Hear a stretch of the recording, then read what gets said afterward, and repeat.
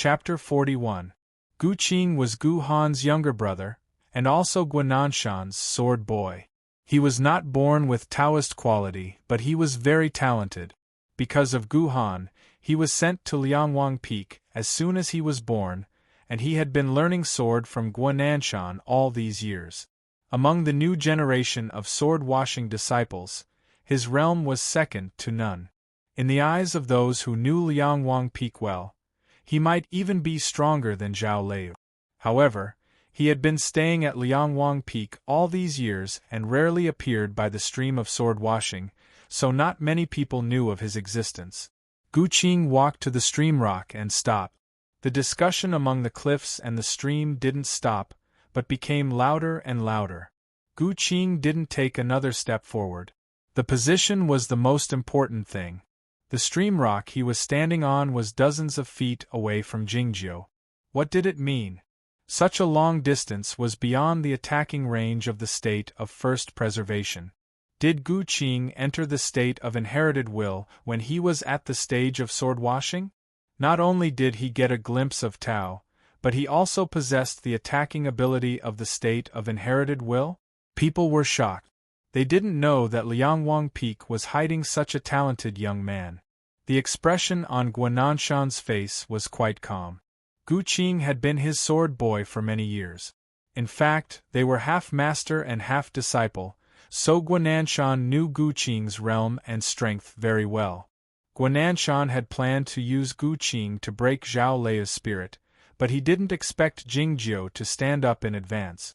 Gu Han made this request again. He knew Gu Han's mood, so he didn't stop him. As for the result of this sword competition, of course there would be no surprise. Gu Han stared at Jingjiu below with a sneer on the corners of his mouth. He didn't like Jingjiu when he saw him for the first time at the foot of Sword Peak, because of Lu Shui and some other reasons that were hard to explain. Ma Hua said with a smile, "An uncut jade is worthless. I hope junior brother Jing can understand our painstaking efforts when he comes to Tao." In the inherited sword competition, the disciples could show off their best sword-riding skills, but when someone challenged them, it was better not to refuse. Aoyama sect cultivates the way of the sword, and they despise people who avoid battles. Therefore, when Lin Yingliang challenged Lu Shui, none of the teachers felt that there was anything wrong with it. Lu Shui also accepted it very naturally. But everybody knew that Jingjiu was different from the regular disciples. For someone as lazy as Jingjiu, who knew what kind of reaction he would give, including Shui Yong Yi, junior sister Yushan, and other old disciples of the South Pine Pavilion, many disciples were wondering if he would say, "I won't fight with you." Other than Jingjiu's temperament, the other reason why the disciples thought this way was because they could not see any hope of Jingjiu winning. Even if Jingjiu had reached the consummation of the realm of perfect preservation, how could he be a match for a genius disciple who had entered the inherited will state in advance? Separated by a distance of several dozen zhang, your sword couldn't even touch your opponent's body, so how could you talk about defeating him? Since he was bound to lose, surrendering naturally became a possible option, even though it was a little embarrassing. "Please." Gu Qing cupped his hands and the flying sword flew out of his sleeve. He stood still in front of his body and performed a sword salute. Jingjiu said, "Okay." He didn't directly surrender. There was a slight commotion by the stream between the cliffs. Some people felt it was a pity, some were satisfied, and some sighed. More people felt that what was going to happen next would be very embarrassing. Junior sister Yushan covered her face, and young Yuan from Lelong Commandery comforted her in a low voice. "Is this the so-called training? Or do you just want to humiliate him?" Zhao Lei raised her head and looked at the cliff. The disciples of Liangwang Peak were standing there. Of course, she remembered the fight with Master Zhua of Bihu Peak in the clouds of Sword Peak that night. The gap between the realms couldn't be made up by talent and means. Even if Jingjiu had a magic treasure to protect himself like her, how could he use it in public? Moreover, if Jingjiu hadn't helped her that day, she would still have been killed by Master's sword. As she was thinking about this, Gu Qing drew his sword. Just like the disciples who had appeared before him, his attack was very simple. As his robe sleeves fluttered, the sword light appeared and then suddenly disappeared. A gray line appeared on the surface of the stream. The ancient flying sword flew over a distance of hundreds of feet in an instant. Its speed and power didn't decrease at all, and it went straight to Jingjiu's face. Zhao Leo's black pupils shrank slightly. Gu Qing had not only entered the state of inherited will, but was also close to the consummation, which was similar to her real state. When Gu Qing's flying sword arrived in front of Jingjiu, he still didn't move, as if he was scared out of his wits. Of course, this wasn't the real reason. People knew it was because Gu Qing's sword was too fast, so fast that ordinary disciples couldn't react at all. Next, the flying sword would stop in front of Jingjiu, only a few inches away from the center of his eyebrows. Gu Qing said calmly, "Thank you for letting me win." Then the winner was decided. Everyone thought they would see this scene. However, it didn't happen. A voice resounded from the surface of the stream and spread in all directions. The sound was very clear, very crisp. The wind blew across the stream. The gray line suddenly stopped. The flying sword fell diagonally and landed in the stream, causing a splash. It was deathly quiet. Countless shocked gazes fell on Jingjiu. What had happened? Jingjiu stood on the rock, as if he hadn't moved at all. He held his sword casually, like a hunter holding a stick, looking for pheasants in the forest. When Gu Qing's sword flew in front of him, he really swung it and smashed it down. The flying sword was accurately hit by his sword, like a pheasant hit by a stick. It fell into the stream without a sound. It was very quiet, and the sound of the stream was very clear. Gu Qing even thought he could hear the sound of his blood flowing quickly. At first, he wasn't sure what had happened to him, until he saw the very familiar sword in the stream. His face was a bit hot, but it grew paler and paler, and a wild fire started burning deep in his eyes. He suddenly raised his head to look at Jingjiu, his eyes full of shock and anger, and shouted, "Ah!" Following this shout, the flying sword that had fallen into the stream flew up again. This time, the flying sword was obviously faster, and its power was even more amazing. More shockingly, the water in the stream turned into steam before it could drip off the sword. It was not hard to imagine how hot the sword was at the moment. When the flying sword came to the middle of the stream, it started burning. A line of fire illuminated the cliff wall, pointing directly at Jingjiu with an amazing momentum. The six-dragon sword. How could he know this sword style? Many surprised screams broke out among the cliff. The high standard of the six-dragon returning to Sun. What Gu Qing used was obviously the sword style of Shuyue Peak. People were shocked. The elder of Shuyue Peak, who presided over the inherited sword competition, had a terrible look on his face. The disciples of Liangwang Peak could learn any sword style of the Nine Peak. Gu Qing grew up on Liangwang Peak, so it was not surprising that he could learn the six-dragon sword. The problem was that Gu Qing was only a sword-washing disciple, and Liangwang Peak taught him the sword style of the Nine Peaks in advance, which was something that couldn't be revealed to the public. It was too unfair for those ordinary disciples who had no background. Seeing Gu Qing use the six-dragon sword of Shuyue Peak, many people in the cliffs were dissatisfied. Yet, they understood why Gu Qing exposed his true prowess at the risk of being punished later on. It was because Gu Qing was very angry at the moment, and wanted to defeat Jingjiu in the simplest and most brutal way. In the previous fight, he had lost in a very embarrassing manner. Though he had underestimated his opponent, he couldn't accept that his precious flying sword was shot down by a colleague in a lower state in such a crude and unesthetic way. The burning flying sword flew toward Jingjiu like a horrible fiery dragon. Seeing this, Zhao Lei thought that if she didn't want to dodge the attack, she would have to rely on her sword heart to kill Jingjiu. She knew clearly that Jingjiu didn't hide his cultivation state, so he couldn't counterattack like she did. But she wasn't worried. She trusted this youth in white very much, and felt that he would have a way to deal with it. She didn't know if it was because of the encounter that night or some other reason. Chapter 42. His current cultivation state was still too low. If he couldn't see it clearly, he would be in trouble. Staring at the line of fire, Jingjiu swung his sword down.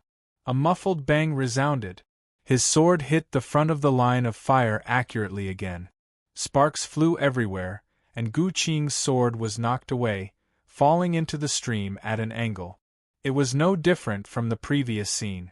Along with a sizzling sound, the stream water around the sword turned into white mist. Jingjiu took a look at the sword in his hand, thinking it was not bad. It was indeed wide and thick, and very sturdy and easy to use. However, Jingjiu didn't intend to give his opponent too many chances to wield his sword. He stepped on the rocks in the stream and walked toward Gu Qing. The spectators were shocked speechless. If Gu Qing underestimated his opponent the first time and didn't use his full strength, what about this time? This time, Gu Qing didn't use the regular sword style in the classic of sword, but the real sword style of Shuriwe Peak. Why did he still end up like this with the power of thunder and fire? How could this be possible? Seeing Jingjiu approaching, Gu Qing murmured with a pale face. By the stream, Shui Yong-yi thought it wasn't him who said it. The sword fight had to continue since the winner hadn't been decided yet. Gu Qing calmed himself down with great willpower and summoned his flying sword back with the help of the sword formula, slashing at Jingjiu again. Just like before, his flying sword was heavily struck down with a clear ring, falling into the stream once more. With a shout, Gu Qing used all the sword source in his body to summon his flying sword, launching the craziest attack. Jingjiu arched his eyebrows. Seeing this, Zhao Liu knew Jingjiu was getting impatient. Jingjiu's left hand landed on the hilt of the sword, assuming the posture of holding the sword with both hands. There was a loud bang. It was like the famous broken bell behind the mountain of Guoqing Temple was struck again. Gu Qing's sword flew high in the sky and lost control, rolling around and making a whining sound, as if someone was crying. In the end, the sword drew an arc in the air and turned into a black dot, landing in the forest a few thousand feet away. Countless shocked gazes followed him. The dark shadows in the forest moved about, and the dust rose again. The excited cries of the monkeys could be heard. Jingjiu walked up to Gu Qing. The distance between them was no longer hundreds of feet, but less than 3 feet. Jingjiu was holding a sword. Gu Qing's sword was on the horizon. The situation was a little awkward. Was the outcome already decided? Jingjiu didn't say, "Thank you for letting me win." Of course, Gu Qing couldn't say the word, "admit defeat," out loud. "Turn around," Jingjiu said to him. Gu Qing's mind was in a mess, and he subconsciously followed his instructions and turned around. Pa pa pa. Jingjiu raised his sword and hit him 3 times on the back before pulling it back. While doing this, he did not look towards a certain spot in the cliff. "Enough!" Gu Han's angry rebuke came from the cliff. "Are you trying to humiliate Liangwang Peak?" Jingjiu had already turned around and was about to leave. Hearing this rebuke, he looked up at the cliff. He looked at Gu Han, and then exchanged a glance with Guananshan. Then he turned around and hit Gu Qing's back again with his sword. "Thank you for letting me win." Those who knew about the entanglement had already guessed that Jingjiu did it for Liangwang Peak when he hit Gu Qing at the beginning, but he didn't say it. This time, Gu Han had spoken, and he deliberately turned around and hit Gu Qing again, which made the whole thing clear. "Yes, I did it for you. So what?" Gu Han's face turned livid. Ma Hua squinted and felt disgusted. Only Guananshan remained calm, and no one knew what he was thinking. "How did you do it?" Hearing the voice, Jingjiu looked over and found it was Gu Qing. There was no resentment in Gu Qing's eyes, only frustration and confusion. He couldn't understand why he was defeated in the end when he had reached the state of inherited will and Jingjiu had only reached the state of perfect preservation. No matter how talented and hard-working Gu Qing was, he was still a teenager. If he didn't get rid of this emotion soon, his heart of sword might be damaged. Jingjiu thought about how to explain. "Your sword is not fast enough, so I can see it clearly," he continued, "but my sword is faster." Gu Qing was still confused. Swordsmanship only needs two extremes, speed and strength, and the rest is not important. "Oh, there is also a sword. It should be a good sword." Jingjiu said, "Your sword is good, better than mine. So I didn't cut you, but hit you with the body of the sword." Thinking of the previous sword fight, Gu Qing found it was true. Both the word hit and swing were used to describe Jingjiu's technique. It seemed rude and even inelegant, but it was actually the most delicate control of the sword. "Anything else?" "Nothing. That's it." Gu Qing's bewilderment hadn't completely disappeared. "The sword has always been the simplest thing. It's not anything else, it's just a sword." Jingjiu looked at him and said, "It is a sword when it flies in the sky, and it is also a sword when it is held in the hand. Do you understand?" Gu Qing thought for a while, saluted seriously, and returned to the stream bank. Jingjiu looked at the cliff, stretched out his right index finger, and shook it. He was telling the monkeys to stop fooling around and return the sword of the teenager. But in many people's eyes, he was shaking his finger at the people of Liangwang Peak. Many disciples knew that Big Brother Guhan of Liangwang Peak had always disliked Jingjiu and tried to humiliate him, but was stopped by Senior Master Mei Li and Immortal Master Lin Wuji. In their eyes, Jingjiu's actions today were a demonstration to Liangwang Peak, and a slap in Guhan's face. In the clouds, Lin Wuji glanced at Lu Shisui standing beside him, and said with a smile, "Is he helping you vent your anger?" He knew Jingjiu's temperament, and he hated trouble the most. Since the sword fight was won, why did Jingjiu take the unnecessary action of hitting Gu Qing's back 3 times? It was not a humiliation, but a reward. 1 year ago, when Jingjiu had just entered the inner sect, he reunited with Lu Shisui at the foot of the sword peak. Lu Shisui was overjoyed and ran to see him. Guhan was not happy, and hit Lu Shisui several times according to the rules of Liangwang Peak. Later, Lu Shisui secretly went to see Jingjiu, and was hit twice more. It had been a long time since those things happened. Jingjiu didn't say anything. It turned out that he hadn't forgotten.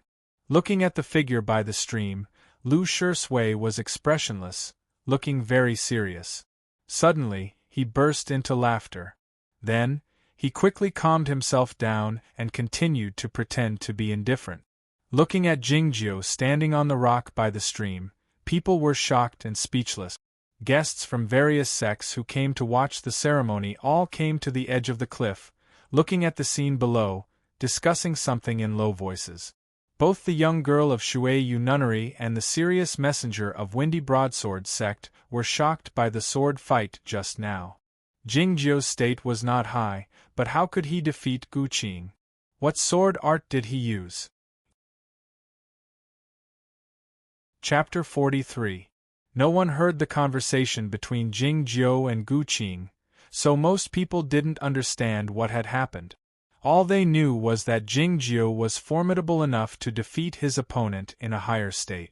The masters of the 9 peaks had been immersed in the sword work for many years, so they sensed something unusual from this sword fight. Before entering the state of the undefeated, Jingjiu had to rely on his naked eyes to capture the traces of the flying sword. His eyesight was so amazing that it could even be called the sword eyes. Moreover, his sword source was abundant, so he could wield his sword at an unimaginable speed, so that he could accurately hit Gu Qing's flying sword. Being able to hit his opponent's sword didn't mean that he could knock down his opponent's sword. The masters of the 9 peaks saw it clearly. Every time Jingjiu dropped his sword, He would turn his wrist slightly and use the thickest part of his sword to touch the weakest part of Gu Qing's flying sword. But how could he know where the weakest part of Gu Qing's flying sword was? There was no explanation for this. It could only be said that Jing Jiu was born with a keen sense of the sword. This kind of sword technique was very complicated, but it was very easy for Jing Jiu to use it. It was because he wielded the sword so smoothly that it felt natural, which made the people of Yunqing Peak, who were known for their exquisite sword work, admire him. But the most impressive fact was another fact. A year ago, when Jing Jiu said that he would use the sword left by Senior Master Mo of Shiriyue Peak, some people thought he was using a trick, and some thought he was being kind. It wasn't until now that people realized that he had his eyes on the broadness and sturdiness of the sword, which could bring out his abundant sword source and his godly sword eyes. His sword heart was so calm, his sword sense so keen, and his natural understanding of the sword. What did this mean?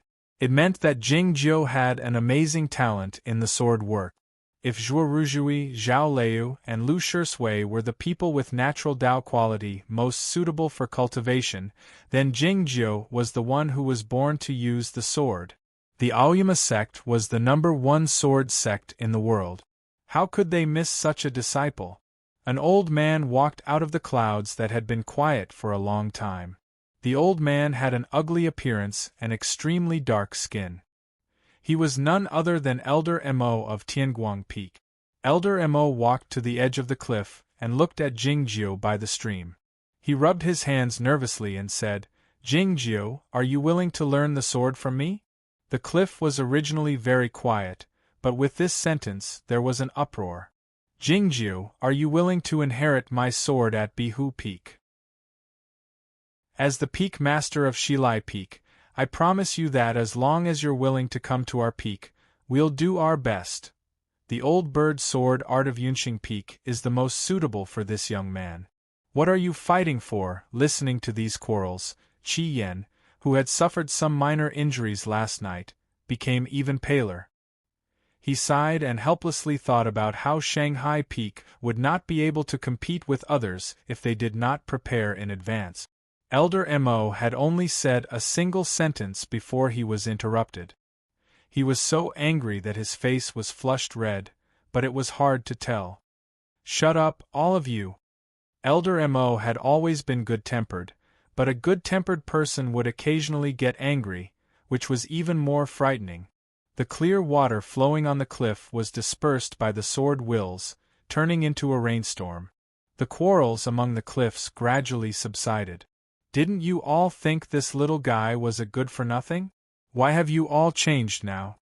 Elder Mo looked at the people of the peaks and said shamelessly, "How dare you compete with me?" His words were very direct. The people of Bihu Peak, Yunqing Peak, and Shilai Peak could not respond, and could only remain silent. Elder Mo looked at Jing Jiu and put on the warmest smile on his ugly face, saying, "You know I'm different from these guys. I've always thought highly of you. Even if you haven't been to the Sword Peak once in the past 6 months, I firmly believe that you'll appear in front of me today." At this moment, Mei Li walked to the edge of the cliff and said with a sneer, "I'm not embarrassed.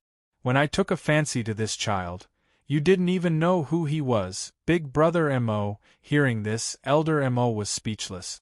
Mei Li glanced at Lin Wuji in the distance and said, "I've already said that Jing Jiu can only belong to our Qingrong Peak. If any one of you wants to compete with me, don't blame me for being rude." It was then that a deep and warm voice broke out. "Young Sister Mei, you're wrong. If the one who thought highly of him first was qualified to take him into their peak, then our Shiriyue Peak would be ranked first." The speaker was the peak master of Shiriyue Peak, Guangyu Enjinren. Mei Li bowed to him with a slightly solemn expression, but she didn't back down. "I don't know when the immortal paid attention to Jing Jiu," she said. Guangyu Enjinren said sentimentally, "It happened 2 years ago. I heard that the outer sect of the South Pine Pavilion had an extraordinarily intelligent and knowledgeable disciple, so I sent a message to young Master Lu, asking if that disciple was willing to come to Shiriyue Peak. Jingjiu, do you still remember this? Jingjiu nodded. Mei Li didn't know this until now and said helplessly, Immortal, you wanted him to be a caretaker at the foot of your peak, not because you saw his talent in sword work. This was the most exciting moment of the inherited sword competition.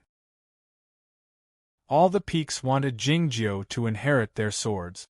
Each peak had its own reasons, and each peak had its own reasons. Neither side would back down. Even Lu Shisui didn't fight so fiercely, because all the peaks knew in advance that he was a pawn of the sect master. Jingjiu didn't have any background, so the peaks wouldn't let him go. The disciples by the stream were surprised to see the masters arguing, and even the peak master of Shirui Peak came out in person. The dozen disciples who had entered the South Pine Pavilion in recent years were excited, feeling honored. Looking at Jingjiu standing on the green rock, young sister Yushan was so excited that her face turned slightly red, and she punched young Yuan of Lelong County a few times with her small fists. Young Yuan felt the pain, but didn't dare make a sound, looking very innocent. The argument couldn't go on like this, and the choice was in Jingjiu's hands. Jingjiu, which peak will you choose? The elder of Shirui Peak, who was in charge of the inherited sword competition, asked him solemnly. Then he lowered his head slightly, and said in a voice as low as a mosquito, so low that only he and Jingjiu could hear.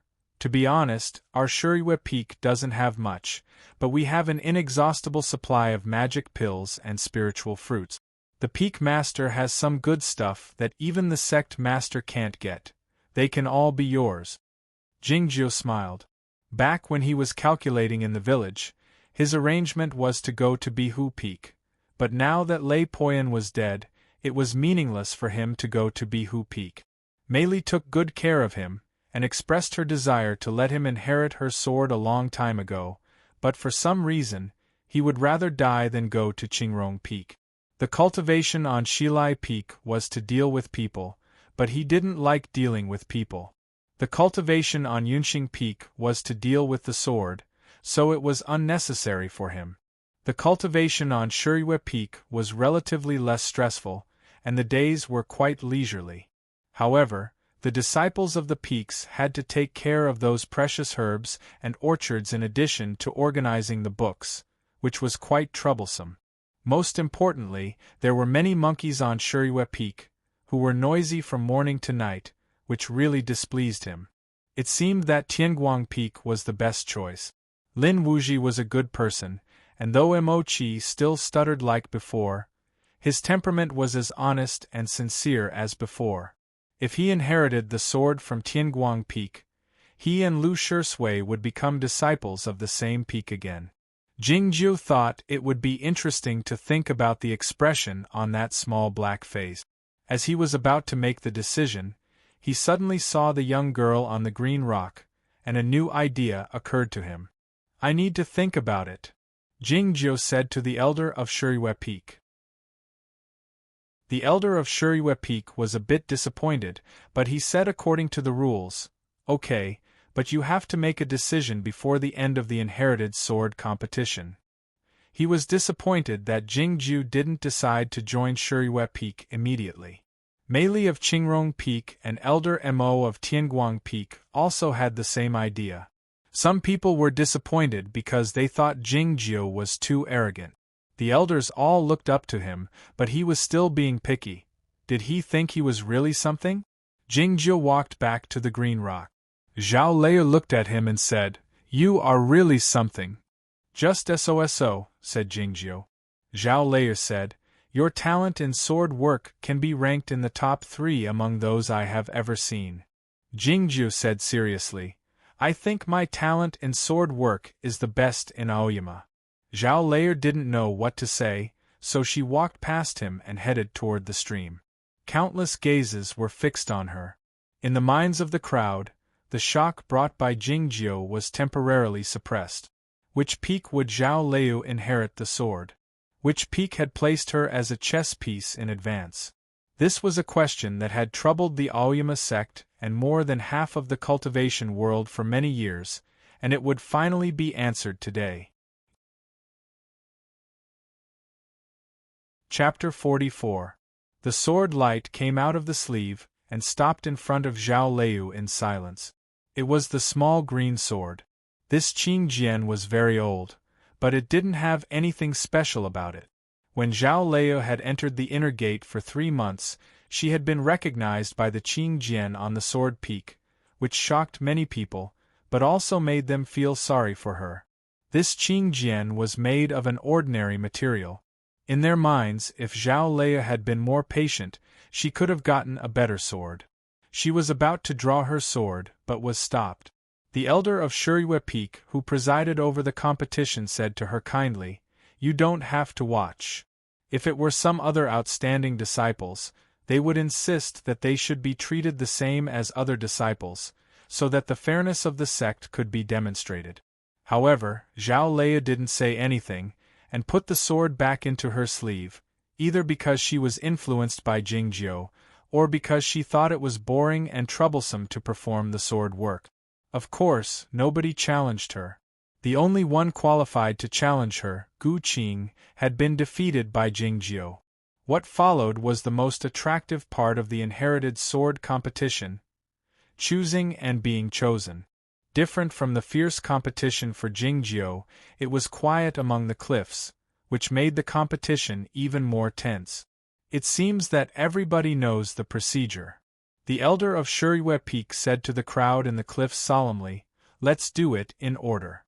Hearing the meaning of this sentence, everyone was very clear about what would happen next. It seemed that such a thing had happened before in the history of the inherited sword competition of the Aoyama sect. When all the peaks wanted a disciple, problems would arise if the competition was too fierce.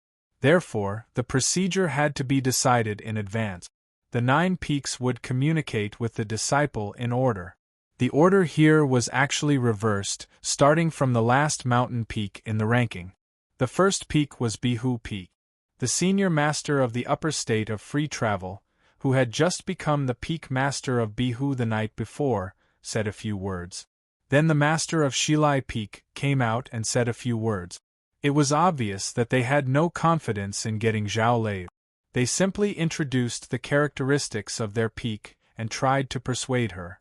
The peak master of Shuriyue was going to take Jingjiu as his personal disciple, so another elder stepped forward. The gentle voice of the peak master of Qingrong echoed in the cliffs for a long time.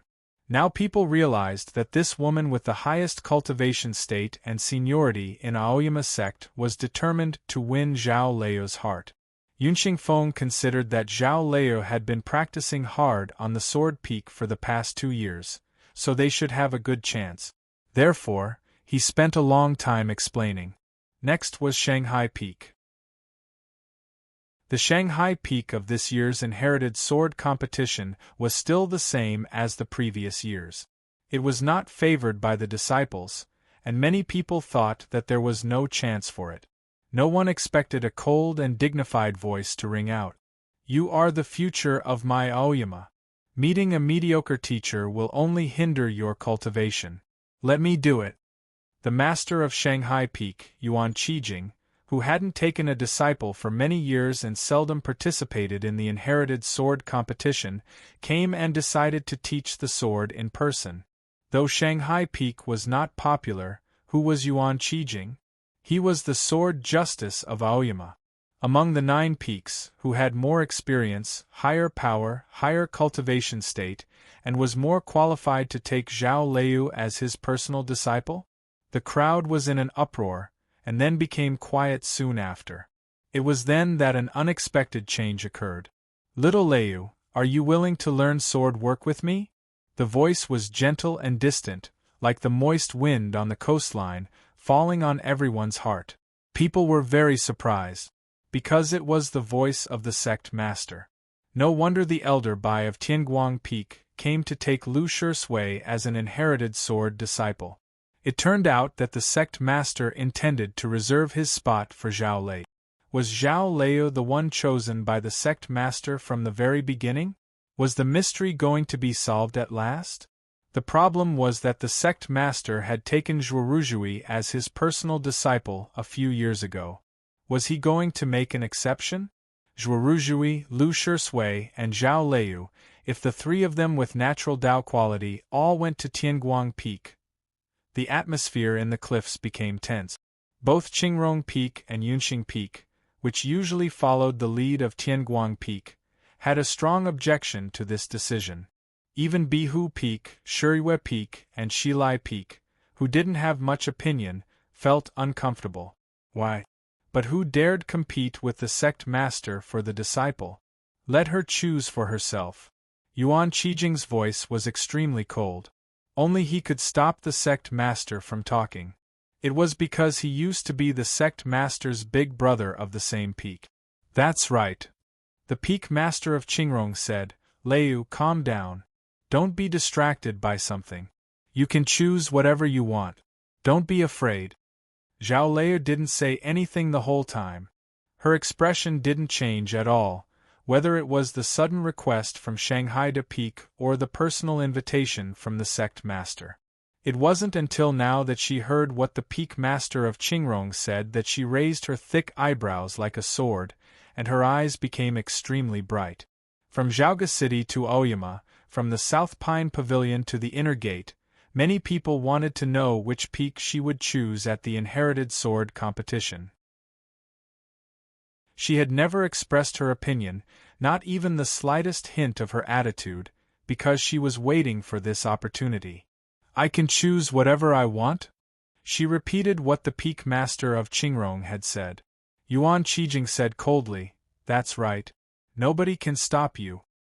Zhao Leiyu gazed over the high cliffs at a spot in the distant clouds on the 9 peaks. Some people, including the peak master of Qingrong, suddenly felt something was going to happen, but it was too late to stop it. Shenma Peak. Zhao Leiyu said softly. What? What is she talking about? Zhao Leiyu smiled faintly, showing 2 shallow dimples on her cheeks. I said, I want to inherit the sword of Shenma Peak. It was quiet in the cliffs. People were shocked, and many thought they had heard it wrong. Countless gazes fell on Zhao Leiyu.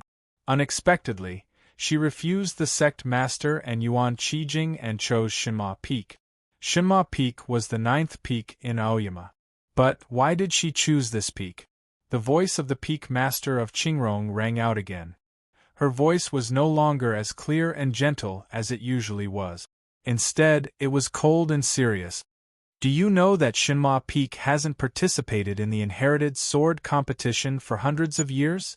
Zhao Leiyu said calmly. I know, because Senior Grandmaster Jingyang has never taken on a disciple. For hundreds of years, the 9th peak in Aoyama had only had one disciple, Jingyang. Jingyang pursued the Tao wholeheartedly, so he didn't consider the inheritance. The Aoyama sect was used to the fact that the inherited sword competition had nothing to do with Shenma Peak. Since you know, why did you choose the 9th peak? The voice of the peak master of Qingrong was sharp. The 9th peak will have a new inheritance in a few years, but it's something for your young brothers and sisters to consider. Before Jingyang ascended, even if he didn't take on a disciple, nobody dared to say anything.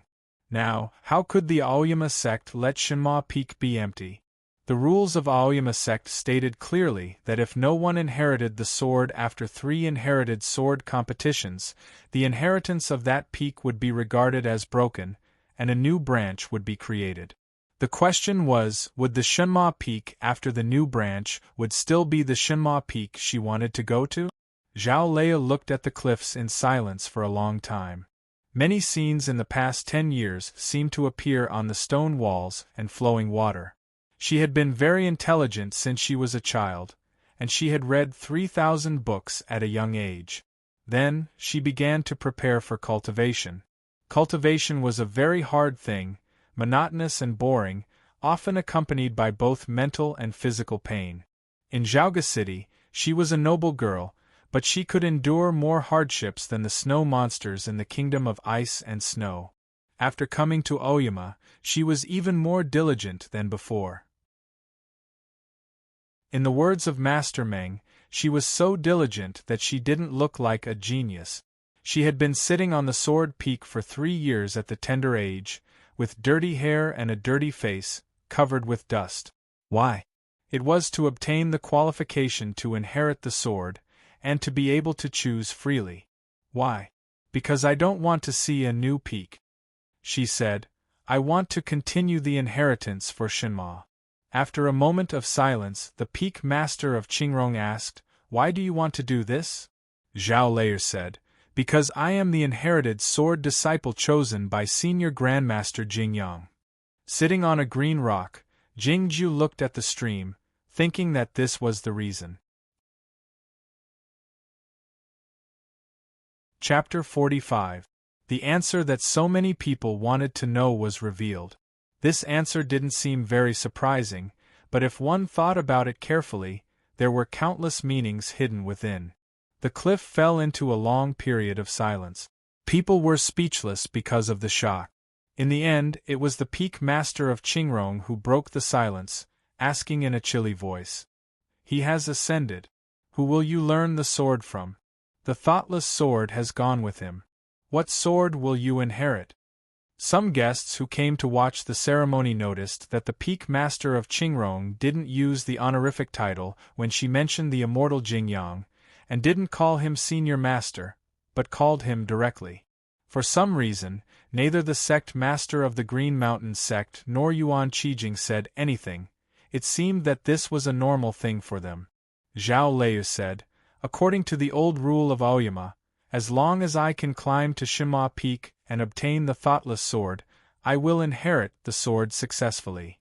As long as she inherited the sword successfully, the inheritance of the 9th peak of Aoyama would be continuous. As for how to learn the sword, she didn't care. The cold voice of Yuan Qijing sounded in the cliff. The Shinma Peak is self-imposed, and the great formation of Aoyama can only open a new path for the sword. If you want to continue the path of the sword on Shinma Peak, the great formation of Aoyama can't help you. The path to the peak is extremely dangerous. Even your senior masters in the state of free travel will have a slim chance of surviving, let alone a regular disciple like you in the state of inherited will. Why do you insist? Zhao Lei said, Since I will inherit the sword of Senior Grandmaster, why would I be afraid of death? The name of the sword on Shinma Peak was Thoughtless, and the sword style used was the Nine Deaths sword. This was the meaning of not regretting even 9 deaths. After a moment of silence, Yuan Qijing said, Good, good, good. He said these 3 words emotionlessly. It was unclear whether he was praising Zhao Lei's courage or he had nothing to say. So, you are the disciple chosen by the young senior master. You have such courage at such a young age. You are indeed the one chosen by the young senior master. I will allow you.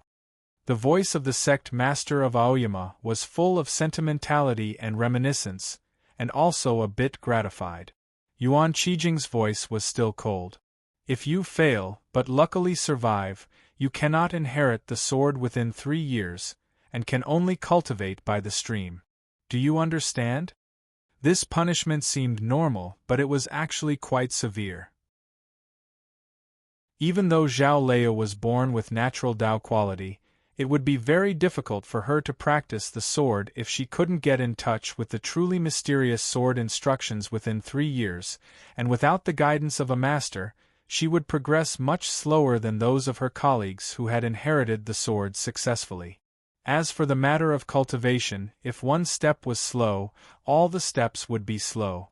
Who would be willing to bear the consequences? Many of the guests couldn't bear to see her like this, not to mention the disciples of the Green Mountain sect. Many of them wanted to plead for her. However, as the head of the sword justice at the Green Mountain sect, what Yuan Qijing said was the most authoritative explanation of the sect rules, and even the sect master couldn't deny it easily.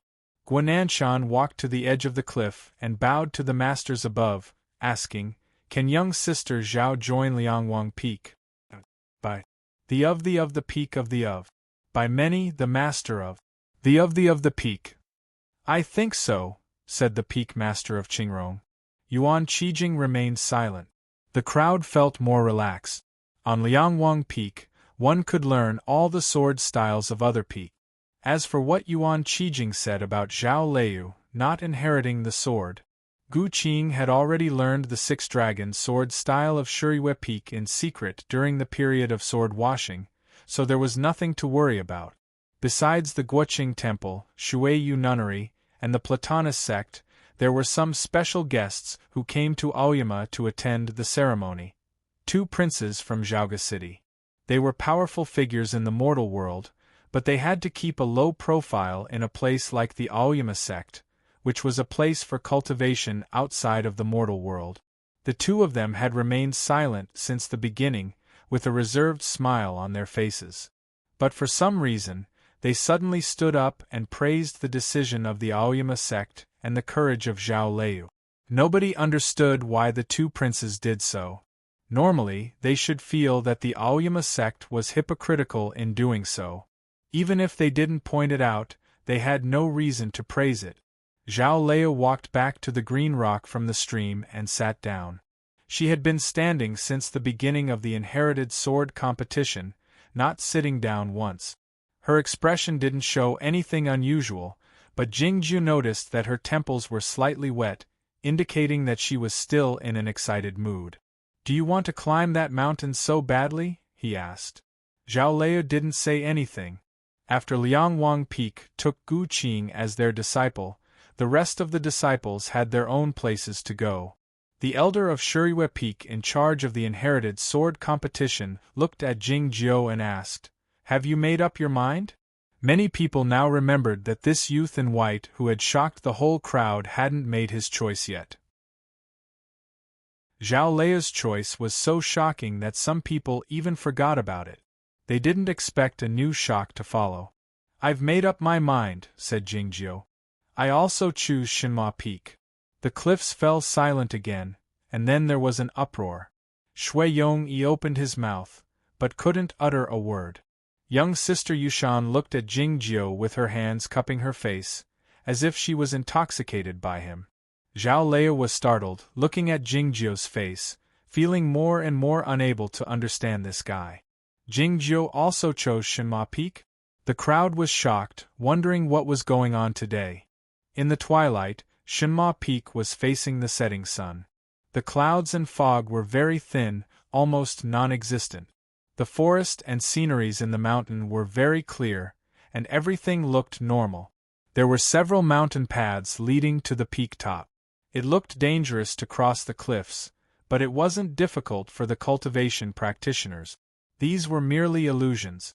After the ascension of the immortal Jingyang, Shinma Peak was sealed off. Unless the great formation of Aoyama opened a new sword source, there was no way to open it, let alone enter it. Zhao Lei had almost no chance of succeeding in inheriting the sword at Shinma Peak. The elder of Shuriwe Peak said, "As long as you can climb to the peak top and find the thoughtless sword, you will be recognized as the inheritor of the immortal Jingyang." Zhao Lei nodded.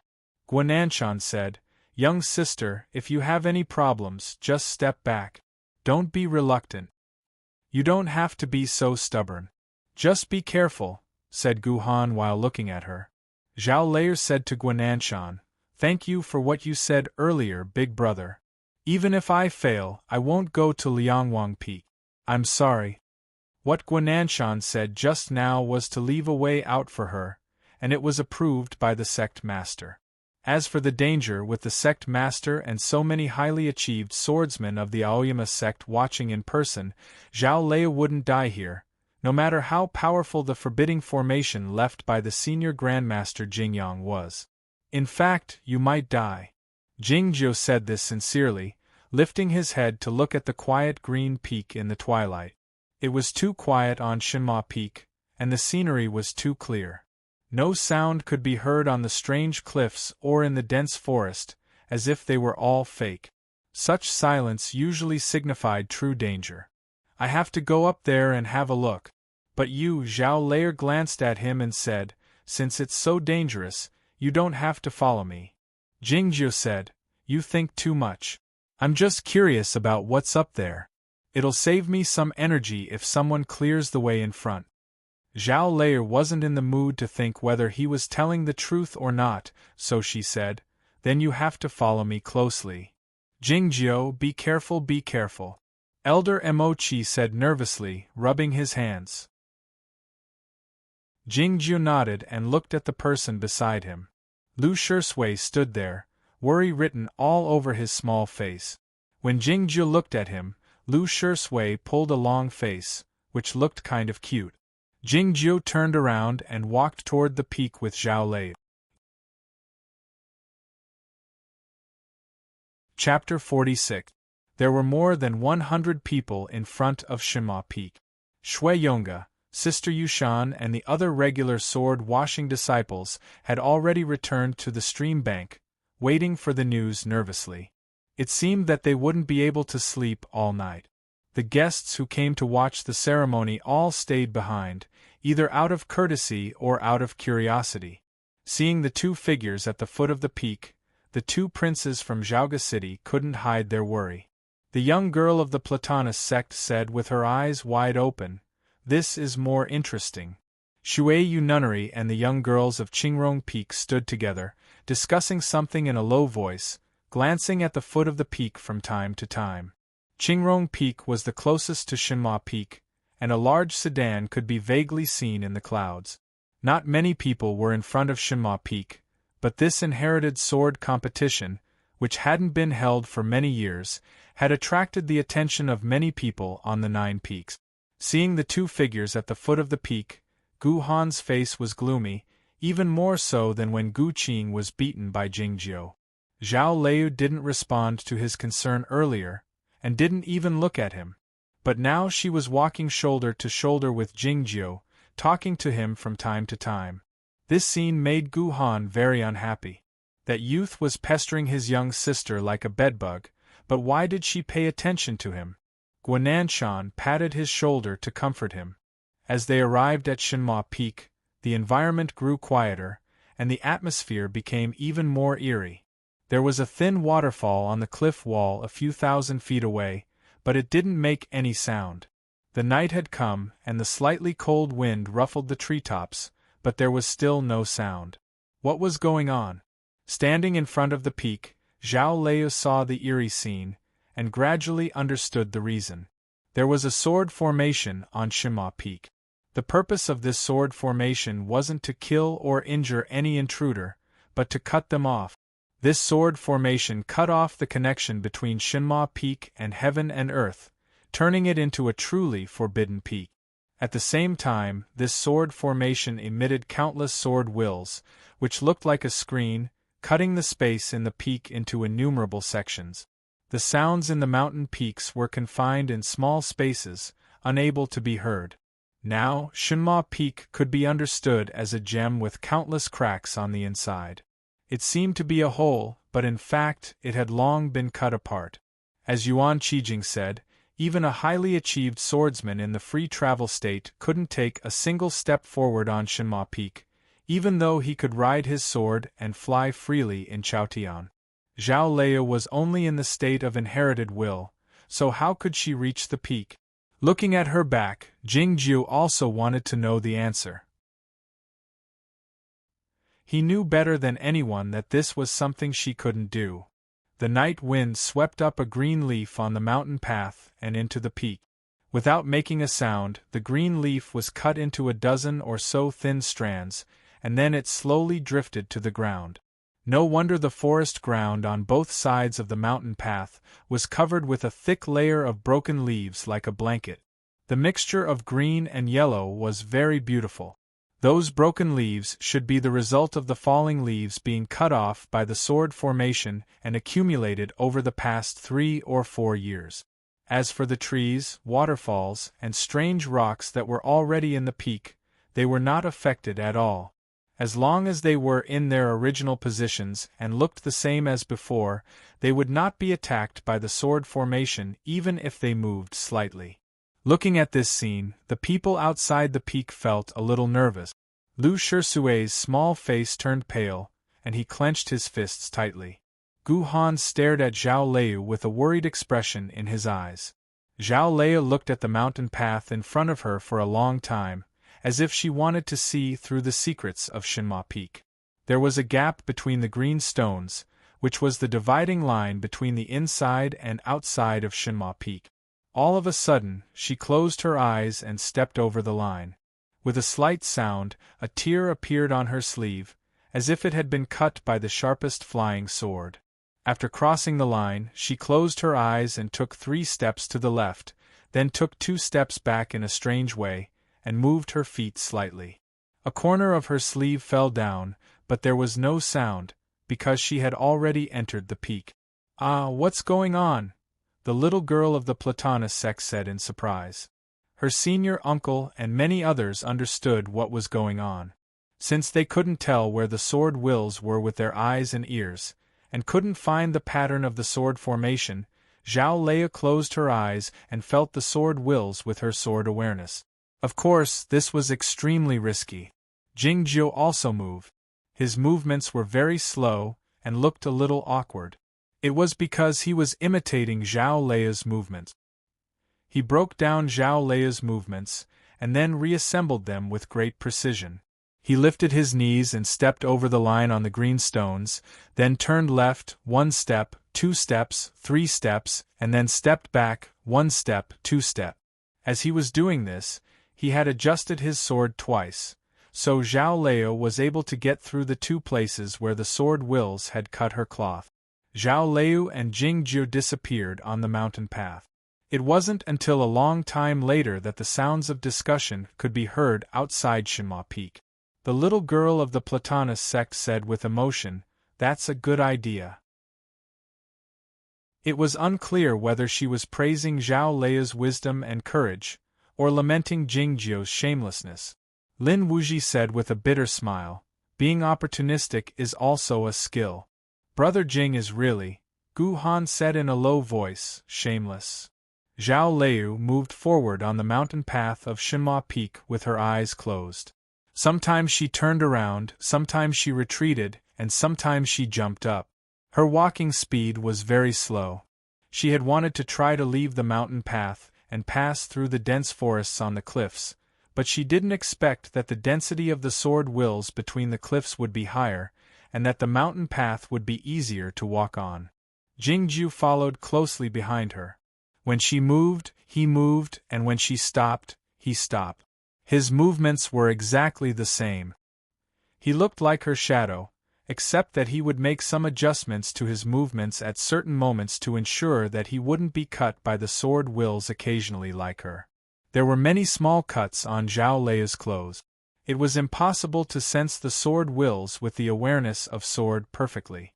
The most dangerous time was when a sword will fell from a tree branch and brushed past her cheek, cutting off several strands of her black hair. Fortunately, she had short hair, so it wasn't very obvious. But the bloody cut on her earlobe was very obvious. Jingjiu looked ahead and said, "I'm tired." Zhao Lei turned around and glanced at him. Without saying anything, she sat down cross-legged and began to absorb the qi of heaven and earth to recover. The sword formation on Shinma Peak cut the space with the sword wills. Even the light would be refracted, but the qi of heaven and earth was still normal. After a long time, Zhao Lei opened her eyes and looked at the distant peak in silence. Even if she could use the qi of heaven and earth to recover her sword source and physical strength at any time, how long would it take to reach the peak? Along the way, Jingjiu watched her close her eyes and walk in the sky full of sword wills. He suddenly understood something. After Zhao Lei entered the inner sect, she had been practicing the tempered body of sword wills on the sword peak. Why did she practice such a dangerous method? Was it because she didn't like being stared at? No, it seemed that the reason was very obvious. "So, you've been preparing for today?" "Yes." "Why?" Jingjiu was a man of few words, and he wasn't as curious as the defender of Aoyama, but this was the 3rd time he had asked this question. Zhao Lei still didn't answer him. She got up and continued walking. Chapter 47. The mountain path in Shinma Peak was very narrow and shabby. The stone steps were of different heights, and some places didn't even have stone step. The immortal Jingyang never went down the mountain, so there were no disciples here. Every few years, The sect master would bring the elders to Shinma Peak to pay their respects, but they would also ride their swords. No one used the mountain path, so it was in disrepair for a long time. The deeper they went into Shinma Peak, the more shabby the mountain path, and the more powerful the forbidding sword formation. No matter how careful she was, Zhao Leia had more and more wounds on her body, and her clothes were gradually dyed red with blood. The tempered body of Sword Wills was not enough for her to avoid all the dangers in the sword formation, nor could she completely resist the cuts of the Sword Wills. Jingju followed behind her with his hands behind his back. "I'm tired," he said. Zhao Lei stopped and sat cross-legged, absorbing the qi of heaven and earth to recover her spirit. After a long time, she opened her eyes. "Why are you following me?" She glanced at Jingzhou and confirmed that he had no wounds on his body. "It seems that you don't have to follow me now." Jingzhou said, "I told you, I'm just curious." As he spoke, he didn't look at her, but stared at the porcelain plate in front of him, holding a grain of sand in his hand, thinking about where to put it. Looking at the grains of sand in the porcelain plate that had been reassembled, and thinking about the space in Shinma Peak that had been cut by the Sword Wills, Zhao Lei was deep in thought. She stood up and looked at the frighteningly quiet mountain path. After a moment of silence, she shook her wrist and held the sword rope that the bracelet had turned into. This seemingly ordinary sword rope had tied up Master Zhua of Bihu Peak, who was in the state of undefeated, on the cloud top of the Sword Peak, so it must be something extraordinary. Jingju thought that it was no wonder that the sword rope looked familiar that night. He knew that Zhao Lei was going to use the sword rope to explore the path, so he shook his head. It was a smart choice, but not a good one. Zhao Lei asked, "Why?" Jingju said, "Don't use it until the last moment, because someone is watching us." Shinma Peak was protected by the sword formation. No one from the outside could see what was happening inside the peak. It was even more secretive than the clouds at the top of the Sword Peak. Thinking about this, Zhao Lei felt that it was indeed difficult to advance, so she prepared to use her strongest hidden technique. But there were always exceptions to everything. The big shots in the Reaching Heaven state could see through all the fog. There weren't many Reaching Heaven state figures in the entire continent, but unfortunately, the Aoyama sect had 2 of them. Jingju believed that the 2 of them did not go to the stream of sword cleansing with their real bodies. They only used the sword sounds to send messages. At this time, they should be watching from their respective peak. Zhao Lei recalled that he had once said that Yuan Qijing might have secretly entered the Reaching Heaven state. In that case, who was the person that Jingju was on guard against? Sect leader or martial uncle Sword Justice? Zhao Lei retrieved the sword rope and continued walking forward on the mountain path. This time, her speed was a little faster, and the number of times she was cut by the sword intent was also a lot less. She didn't know if it had anything to do with the grains of sand in the porcelain plate that had been reassembled. It was getting late. "I'm tired," Jingju said for the 3rd time. Zhao Lei stopped and opened her eyes to look at the peak top. She had been walking for a long time, but the top of the Shinma Peak still seemed far away. "I overestimated myself," Zhao Lei said after a moment of silence. "It's not easy to reach the top of the peak like Martial Granduncle." This sentence had 2 meanings. "You've done a good job." Jingju's tone was calm but sincere. Zhao Lei took the magic pill and bandaged her wound. Judging from the ointment and materials, she was well prepared. Jingju didn't do anything to help her. He just stood aside and watched. Calmness often made people look indifferent. He was like a bystander. When Jingzhou and Zhao Lei entered the Shinma Peak, people outside the peak couldn't see them anymore. This was the so-called Forbidden Peak. No matter what, they would be isolated from the outside world. People looked at the deserted mountain path with different emotions. The little girl of the Platonist sect leaned against her senior uncle's chest and yawned. She had slept twice because she was sleepy, but she still didn't want to leave. She thought this was the most interesting thing she had encountered during her trip to Aoyama, and she didn't want to miss the ending of the story. It didn't matter if the ending of the story was sad or happy. The two princes from Zhaoga City looked worried, but they didn't know who they were worried about and why. On the top of Tianguang Peak, a tall figure stood by the cliff, looking in a certain direction among the peak. Elder Mo, who had just come back from the Shenhua Peak, looked at the figure anxiously. Sect Master, when you save the little girl later, don't forget. Jingjiu. On the top of Shangda Peak, the cave room was as cold as an icehouse. Yuan Qijing stood by the bottomless well, remaining silent for a long time. No one knew what he was thinking about. Qi Yen came in a hurry, coughing as he told Yuan Qijing about the situation on Shenhua Peak. Yuan Qijing walked to the outside of the cave and sneered while looking at the ocean of clouds under the starlight and the lone peak in the distance. She really doesn't know what she's doing. It was unclear whether he was talking about Zhao Liu, Jingjiu, or both of them. The peak was right in front of them, but it was still more than 6,000 feet away from the peak. The night was as dark as ink. The quiet clouds on the peak reflected the starlight, looking like a piece of white paper. Zhao Liu was covered in blood, and her clothes were full of sword cuts. Even her bandage had been torn apart. She looked miserable. You want to know why I have to climb this mountain, don't you? She sat down against a pine tree by the path. This was the first time she had stopped walking. Her face was pale, and the look in her eyes wasn't as determined as usual. She looked a bit tired.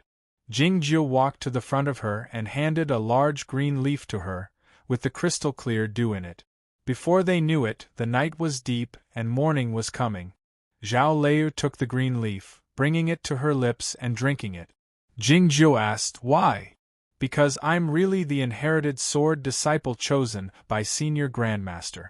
Zhao Liu looked at the peak and said, "You should all think that I'm talking nonsense and looking for excuses, but it's true." By the stream, she said that she was the inherited sword disciple chosen by Senior Grandmaster Jingyang, and no one questioned it, because no one could ask Senior Grandmaster Jingyang, who had ascended to heaven, to verify it. But as she said, not many people believed it. The immortal Jingyang had devoted himself to Taoism and had never accepted a disciple for hundreds of years. Why should he make an exception for her? A person with natural Taoist quality was indeed remarkable in the cultivation circle, but it was nothing to the immortal Jingyang. Jingjiu said, "I believe you." Without hesitation or thinking, he just said 4 simple words. "Thank you." Besides thanking him for his trust, there were other reasons. She said, "If it weren't for you, I wouldn't have been able to come so far." Along the way, Jingjiu had said many times that he was tired. In fact, those were the times when she was exhausted to the extreme. She didn't know how Jingjiu could make such an accurate judgment, but she was grateful to him. It seemed that Jingjiu was not injured because he followed her and copied her footwork to break the formation. But Zhao Liu knew that was not the truth. The real reason was that he was very familiar with the sword formation of Shenhua Peak. If it weren't for accompanying her, he would have reached the peak already. Without his company and those seemingly unintentional instructions, she wouldn't have been able to come here alone. Jingjiu said, "Even if you are the chosen one, you don't have to be so anxious." If Zhao Liu was only worried that the inheritance might be lost in Shenhua Peak, she could go to Liangwang Peak and practice hard for another 3 years. After 3 years, Zhao Liu should be much stronger than she was now. She could try to climb the peak in the next inherited sword competition, and she would have a greater chance of success. "I'm really anxious," Zhao Liu said, "because I'm afraid it's too late." Jingjiu thought, "Do I have to hold you?" Zhao Liu thought, "I can't tell you the real secret." She just wanted to go to the peak to see if the sword was there, and if that person was there. She said, "I want to sleep for a while." Jingjiu said, "It's hard for you to wake up if you sleep now." She looked at the peak and said, "I'm really tired. I don't even know if it's been 3 or 4 years." After saying that, She closed her eyes and fell asleep against the pine tree. After a while, she started to snore slightly. Her eyelashes were very long and didn't tremble at all. Her hair was very short and slightly messy in the wind. It seemed that she was really tired. Jingju lifted his head and looked at the deathly quiet cliff, feeling a bit regretful. He didn't regret choosing to climb the mountain with the little girl. The forbidding formation of Shinma Peak was so strong that even he felt it was a bit troublesome. It was really an embarrassing thing. Chapter 48. Of course, he still had a way to reach the top of the peak, but as he told Zhao Lei, someone might be watching them at the moment. The sect leader and Yuan Qijing could both see this place if they wanted to. At any other time, Jing Jiu would definitely not continue to the peak and would go back. But he glanced at Zhao Lei and thought, this young lady must be very disappointed. Then, let's watch. He looked at the mountains deep in the sea of clouds and said softly. He reached out and touched the bracelet on Zhao Lei's wrist. Silently, the bracelet left the girl's wrist and turned into a sword rope in his hand. For some reason, this extraordinary sword rope was willing to listen to his orders. With a thought, the sword rope shot out like a snake and wrapped around Zhao Lei's body. He untied the sword from his back, thought for a moment, and put it back. He picked up Zhao Lei and walked up the peak. His technique was ingenious. The sword rope and her body were evenly distributed.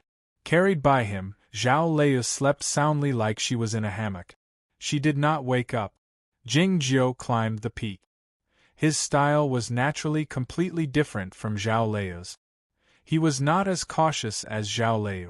She took 3 steps forward and 2 steps back. Sometimes she turned left and sometimes she skimmed. He did not pay attention to anything. He just walked. After 2 steps on the mountain path, he encountered a sword will. There was a crisp and loud crack. A tear appeared on his white robe. He continued forward without any pause, as if he did not notice it. He continued forward on the mountain path. His steps became faster and faster. He encountered more and more sword wills, and the crisp sounds became more urgent. Crack, crack, crack, crack. It sounded like a storm was approaching, like countless bowstrings breaking at the same time, and like countless swords colliding. The sounds of swords were endless. The area separated by the sword formation was forcibly broken through. The sound echoed between the cliffs, but it couldn't get out of the peak. Gradually, it mixed together and became deeper and deeper, more and more terrifying. It was like thunder, constantly sweeping the mountain path. If someone was on this part of the mountain path at this moment, they would probably be deafened by the thunder formed from the tens of thousands of sword sounds. Zhao Lei did not wake up. Her face was rosy and she was sleeping soundly. It seemed that she was well protected by Jingjiu. After an unknown period of time, the night was still dark and the morning light had yet to arrive. The Shinma Peak was right in front of them.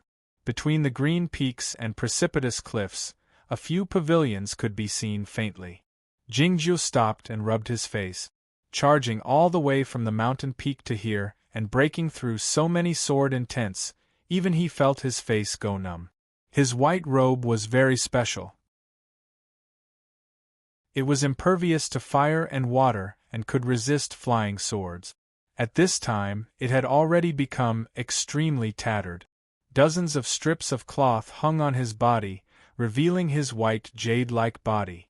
He looked to be in a sorry state. Suddenly, there was the sound of the wind in the cliffs, whimpering incessantly.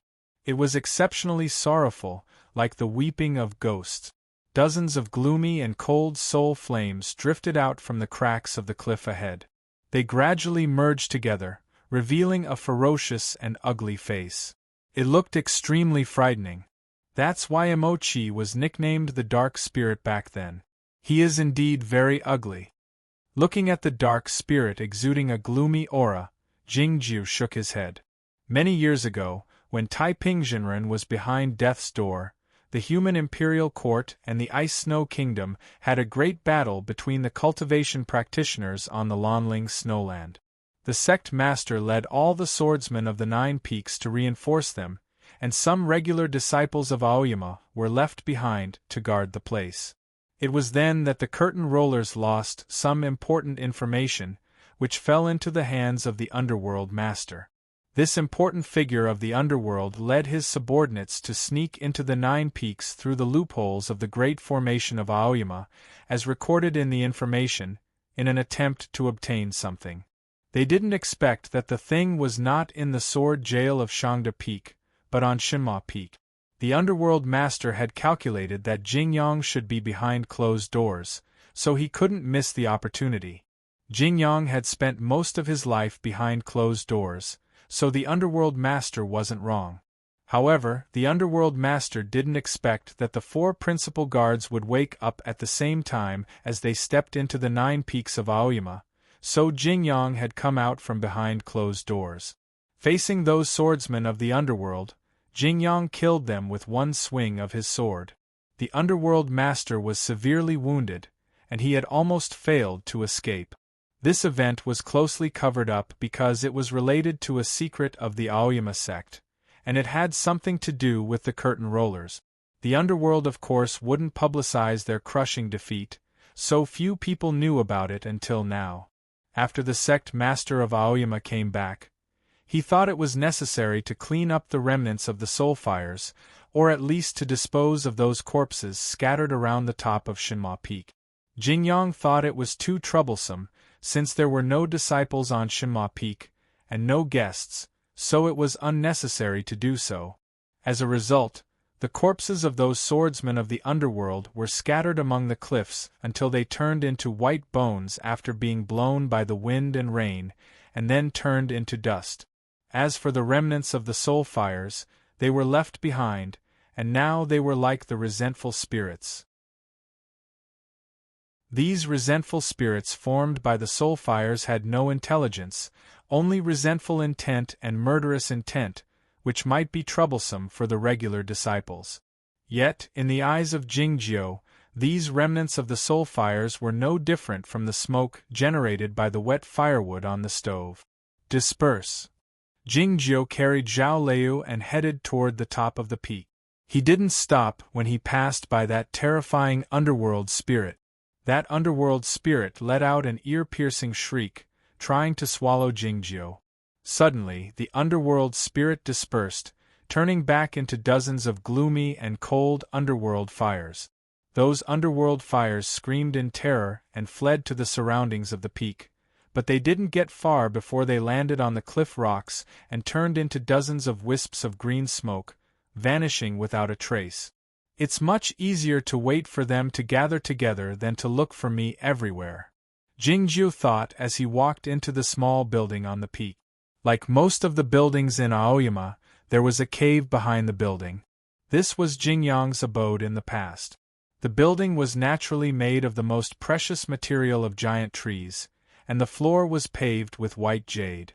The richly ornamented beams and painted rafters didn't look tacky, and all the details were perfect. But it was obvious that no one had been here for a long time. Be it the beams or the floor paved with jade, they were all covered with a thin layer of dust.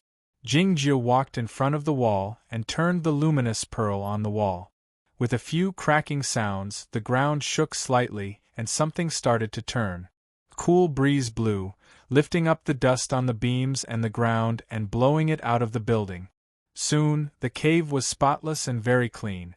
Jingjiu put Zhao Liu on the ground and walked around the building, occasionally touching the stone walls, pillars, and utensils. Finally, he came to the center of the building and looked around with his hands behind his back, feeling a little emotional. He didn't think that he would see these things again so soon. Zhao Liu had changed his plan, but it seemed to be a good idea. He walked into the abode and pressed on the stone wall at the end. The stone wall opened silently, revealing a quiet room. There were dozens of clothes hanging in the stone room. They were mostly plain and looked very clean. Jingjiu's fingers slowly brushed past these clothes and stopped. Chapter 49. When Jingjiu returned to the front, Zhao Lei had already woken up. She looked around vigilantly, and the small cyan sword was flying silently around her, ready to attack at any time. She vaguely guessed where they were, but she couldn't believe it, so she became more nervous. It wasn't until Jingjiu walked out that her expression relaxed a bit. "What's going on?" she asked. Jingjiu said, "As you can see, we're already at the top of the mountain." Zhao Lei's voice was slightly trembling. "Is this the cave residence of Senior Granduncle?" Jingjiu said, "It should be." Zhao Lei put away Qingjian and stared into his eyes. After a long silence she said, "How did you do it?" She had guessed that Jingjiu should have a way to reach the top, but she was still very surprised when he really did it and brought her to the top with him. After some thought, Jingjiu said, "When you were asleep, a fairy man with a white beard suddenly appeared and brought us here, then he disappeared without a trace." Zhao Lei looked at him and didn't speak. Jingjiu asked, "Is this story not good?" Zhao Lei said, "No." Jingjiu said, "Is it possible for you to believe it a little?" Zhao Lei looked at him and said seriously, "I'm not Lu Shui." Jingjiu sighed, "It seems that I have to think of another story." Zhao Lei asked, "Who are you?" Jingjiu said, "I'm also looking for the answer." There was a stone chair in the cave residence left by immortal Jingyang. There was a cushion on it, and the cushion was embroidered with simple patterns of flowers and birds with gold thread. It was unknown how many years it had been worn, and the color of the golden thread had long faded. Even the patterns were a little blurred, but it was not broken. The cushion was very thick and soft like a cloud. Jingjiu sat on it without hesitation and then watched Zhao Lei looking for something in the cave residence. "Are you looking for that sword?" Zhao Lei stopped and looked at him in confusion. "Don't you want to find that sword?" Jingjiu wanted to say something to her, but she had already gone somewhere else. Zhao Lei searched both inside and outside the cave residence, but she still couldn't find the sword. She sensed it with her sword awareness, but there was no response. She walked to the edge of the cliff and looked at the wilderness, wondering if the sword was in the peak. However, Shima Peak was so huge. How was he going to find it? The morning sun was on the other side of the mountains. A few rays of morning light leaked through, illuminating the white clouds. It was still dark below the peak. Her face was a little pale. What happened? Jingjiu walked to her side. Zhao Lei lowered her head like a child who had done something wrong. "I didn't find the sword." Jingjiu said, "It doesn't matter if we can't inherit the sword. We can go to Liangwang Peak." When he said this, he didn't seem to think that Liangwang Peak would welcome Zhao Lei, but would it also welcome him? It's not about inheriting the sword. Zhao Lei thought that if Senior Grandmaster Jingyang failed in his ascension and the sword was still in Shinma Peak, it meant that he might still be healing his wounds here. If the sword was gone, he might not be here either. She vaguely guessed that Jingjiu should have some relationship with Senior Grandmaster Jingyang, but she didn't know if she should tell him. She sat down on the edge of the cliff and hugged her knees, looking very lonely. This was the first time that Jingjiu had seen such a weak emotion on her face. When they met for the first time on the Sword Peak, he had already noticed that this little girl had a deeply hidden melancholy in her eyes. Tonight, he had found the answer to many questions. Senior Grandmaster is dead. Zhao Lei looked at the quiet mountain and thought of the empty and deserted cave residence. She murmured, "He's really dead." What was the meaning of all the things she had done in the past 4 years? The pressure, tiredness, and sadness that couldn't be told to others and could only be buried in the bottom of her heart gushed out at this moment. There was a slight clanging sound. Qingjian was cut in half and fell to the ground, losing all his spiritual energy. Puff! Zhao Lei spat out a mouthful of blood and passed out. Seeing this scene, Jingjiu was a bit moved. He had never had this kind of emotion before. Even if he had, it was something he had forgotten a long time ago. Since he came to Aoyama again, He had this kind of emotion a few times, like when Lu Shui drank that cup of tea, and now. He's not dead, Jingju said after a moment of silence. He almost died. Having said this, he raised his right hand. Pa! His palm hit the top of Zhao Lei's head.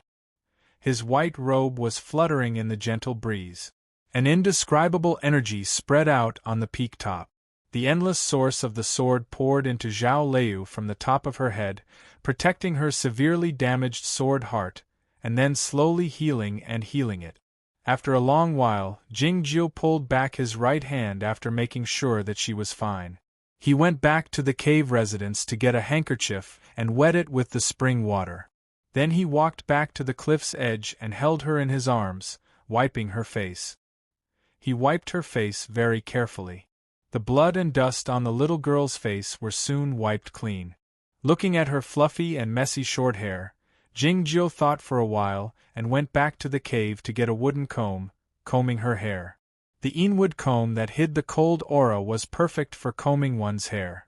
The little girl's messy short hair soon became smooth, and the dust disappeared without a trace. Jingjiu talked to himself while combing her hair. Your family name is Zhao. But it was a light snowfall that day, not a heavy snowfall. Besides, should I be called Leu when I was born? That's not a good name. When Zhao Lei woke up again, she found herself still in the cave residence of Martial Granduncle Jingyang. But this time, she was not on the cold ground, but on a warm jade bed. This difference in treatment didn't make her think too much, because she was a bit confused at the moment. She didn't know if she had said anything she shouldn't have when she fainted.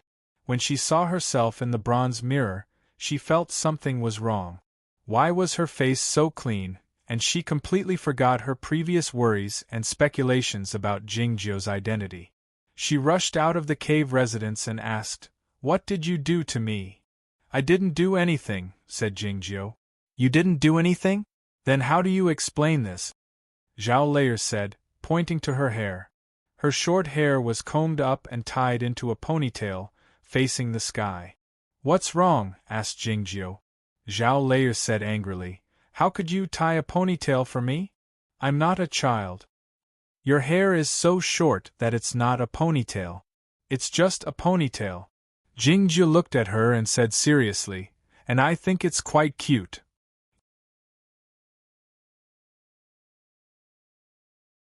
Chapter 50.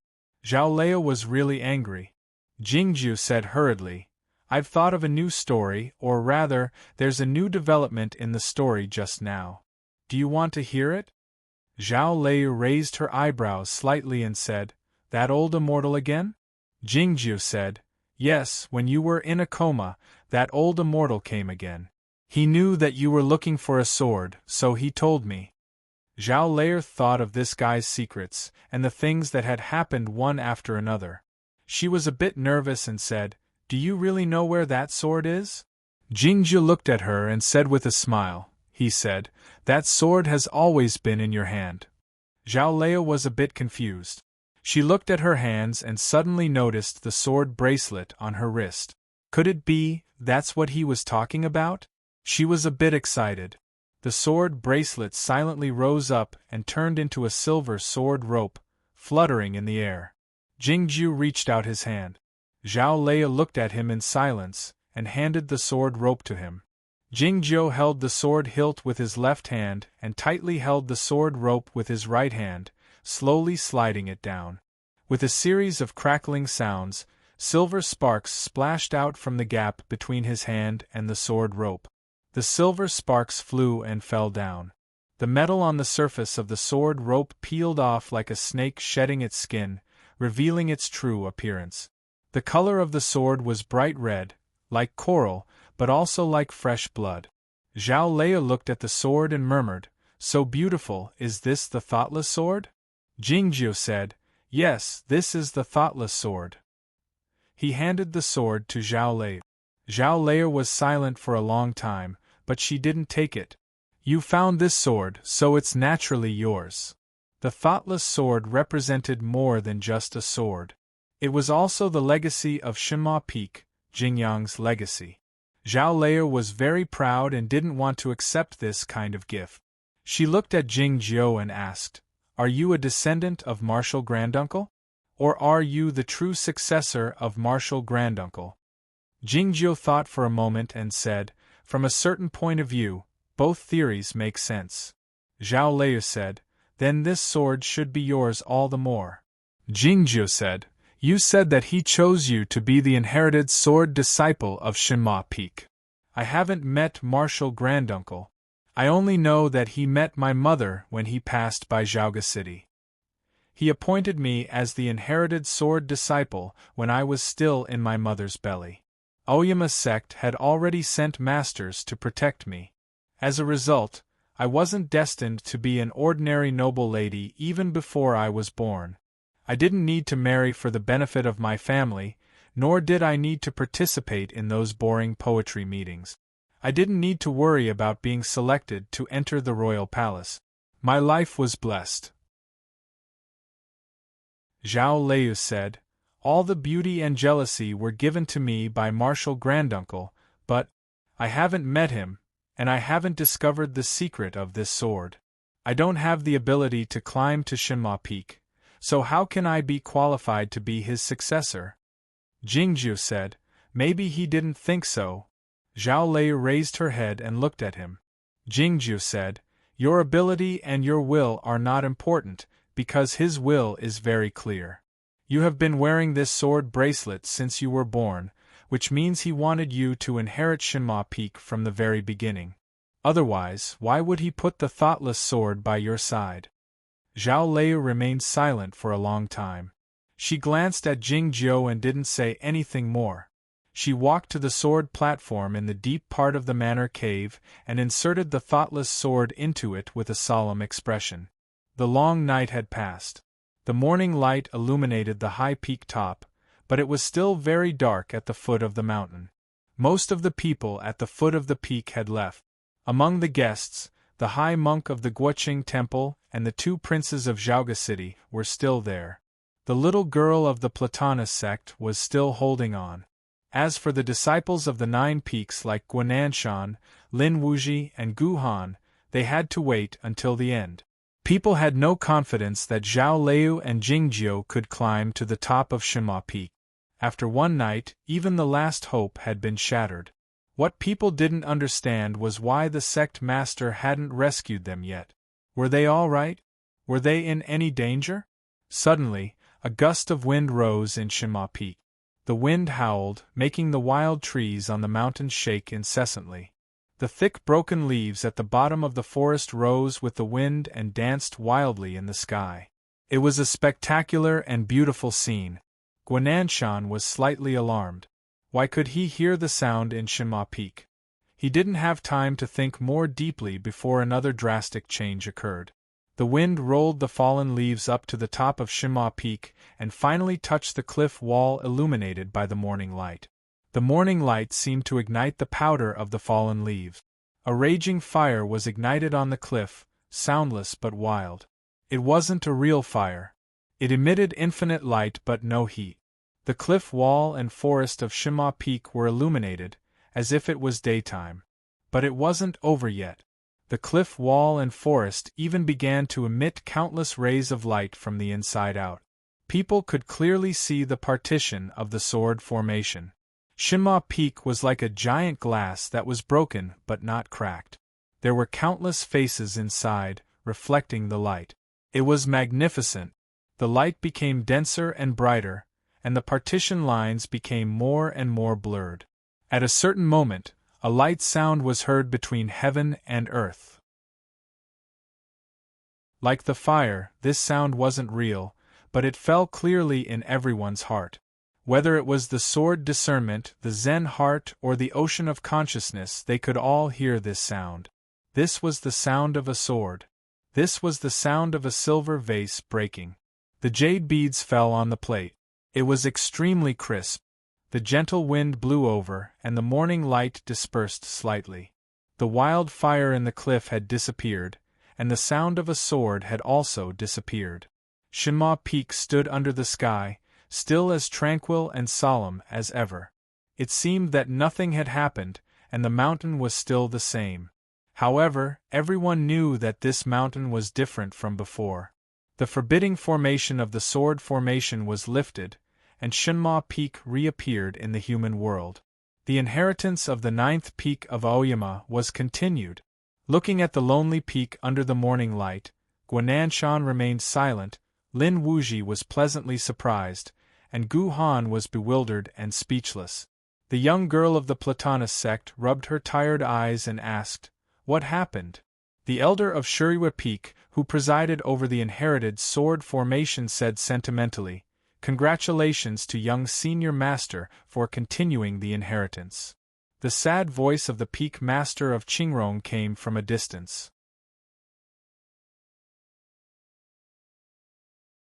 Chapter 51. The news of the inherited sword competition of the Aoyama sect soon spread all over the world. Normally, the inherited sword competition was only an internal affair of the Aoyama sect, and the participants were only disciples of lower states, so it shouldn't have caused such a sensation. However, 2 disciples with natural Dao quality participated in the competition, and a genius in swordsmanship appeared out of nowhere. More importantly, 2 of them chose to inherit the Shinma Peak and succeeded.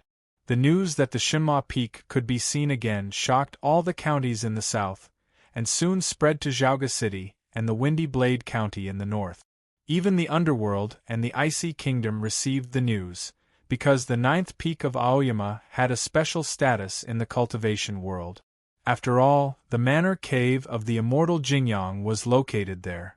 The immortal Jingyang rarely traveled in the world, keeping a low profile and being mysterious, but who dared to ignore his existence? Who dared to say that the Aoyama sect had nothing to do with the immortal Jingyang, that it could become the leader of the orthodox sects? With the reopening of the Shinma Peak, who knew whether that inherited sword disciple would become the second immortal Jingyang? How could those cultivation sects and Zhaoga City not be nervous? How could the underworld and the Icy Kingdom not be worried? As a result, Zhao Leia's reputation in the cultivation world became more and more well known.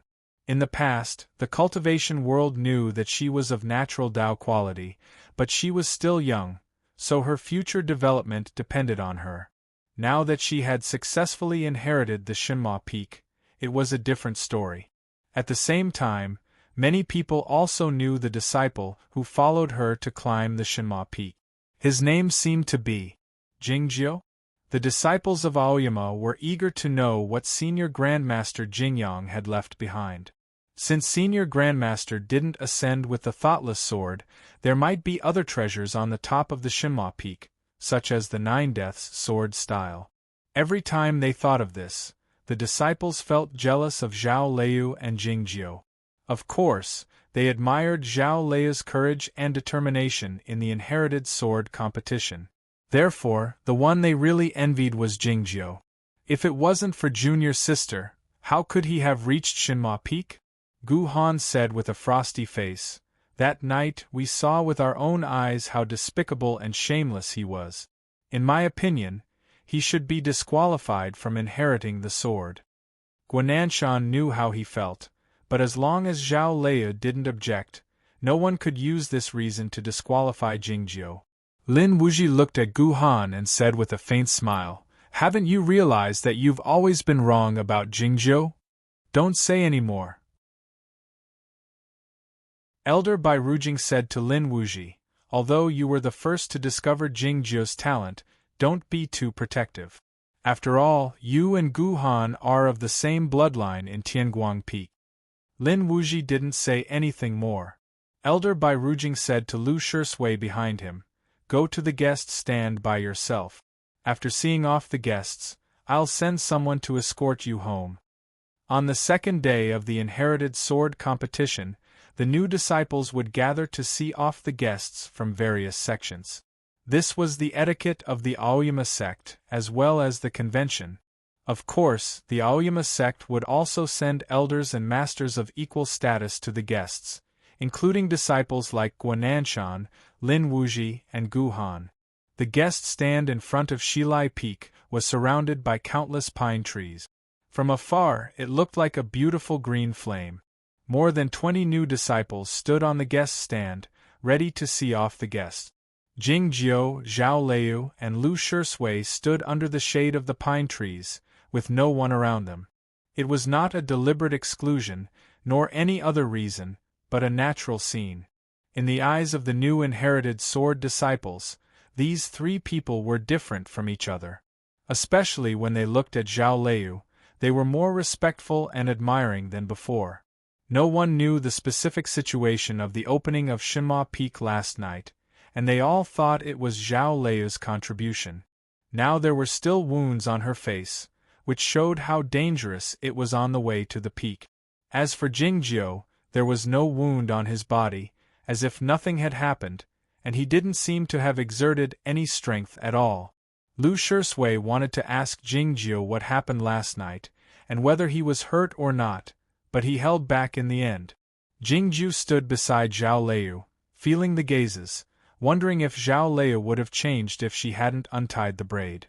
The guests went down from Shilai Peak one after another. The principal justice of the Guoqing Temple was talking to the master of Shilai Peak in the hall. The two princes of Zhaoga City were talking to the elder Bai Rujing of Tianguang Peak, accompanied by Guananshan. The young disciples of various sects had to talk to each other on such occasions, since the young disciples of various sects were familiar with each other. Disciples like Lin Wuji and Gu Han, who had been famous for a long time, had many old acquaintances with the disciples of the various sects, so they naturally spoke very naturally. However, new disciples like Qi Yuanliang and Sikong Yimin were inevitably a little nervous, and even stuttered when they spoke. The female disciples of Shui Yu Nunnery were standing with the female disciples of Qingrong Peak as usual. Jingjiu thought of young sister Lian and glanced at her. Unexpectedly, he was seen by those female disciples, causing a burst of laughter that sounded like silver bells. The young girl of the Platonist sect skipped to the front of Lu Shisui, saying to him, "Come to my place to play in the future." Lu Shisui was a bit nervous and didn't know what to say, so he nodded his head. The young girl came to the front of Zhao Lei and said to her, "Big sister, you are so awesome. Come to my place to play in the future. I'll find you a pair of bells." Jingjiu noticed the pair of silver bells tied to the earlobes of the young girl, thinking that she was a silver bell messenger at such a young age, so he wondered which important figure of the Platonist sect was the descendant of. After hearing what she said, he thought that he should also find a pair of bells if he wanted to travel the world in the future. The bells of the Platonist sect were very famous in the cultivation world, and not comparable to the common magic treasures. Zhao Lei was well aware of this, and seeing the sincerity of the young girl, she said, "I'll find you a good sword then." Hearing this, the young girl of the Platonist sect's eyes brightened, saying, "It's a deal." Then she looked at Jingjiu. Jingjiu said, "I also want a pair of bells." The young girl was a bit surprised and said, "They all say that you are shameless. It seems that it's true." Jingjiu said, "I'm just making a request. You can refuse it." The young girl thought for a while and said, "That makes sense. If I ask my mother for a candy, she can refuse it, but she can't say that I'm shameless." Jingjiu said, "That's an appropriate metaphor." Zhao Lei and Lu Shisui listened and thought that it was inappropriate. She was just a young girl, not his mother. The young girl tilted her head and looked at Jingjiu up and down, saying, "I can send you the bells, but you don't have to go to our place." Jingjiu asked, "Why?" The young girl said seriously, "You are too good-looking, and I'm worried that my mother will want to marry you." Jingjiu thought for a while and said, "That's a good reason." The young girl of the Platonist sect skipped away. According to her, she and her senior master were going to borrow the virtual boat of Ozawa to go back. The principal justice of the Guoqing Temple came out. He glanced at Jingjiu from a distance. It was unclear what he had heard from the master of the Shilai Peak in the hall. The two princes of Zhaoga City came before Zhao Lei and asked her lovingly, "Do you have any letters to bring back?" "No thanks," Zhao Lei said. As a disciple who inherited the sword successfully became a personal disciple of the Nine Peaks, she could go home for a period of vacation. This was what Master Lu had promised Lu Shisui.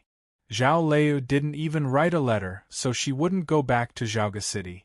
Everybody knew that she was devoted to the Tao, so the two princes were not surprised. Lu Shisui was about to go back to the village to have a look. He looked at Jingjiu and asked hesitantly after a long time, "Do you have anything to bring back?" Jingjiu thought for a while and said, "Cut a few bamboos and bring them back. I don't want the ones by the pond, because it's too humid. I want the ones behind the mountain. It would be better if I could transplant some of them here." Zhao Lei glanced at him, wondering what he was up to. Lu Shisui asked, "Did the legs of the chair break again?"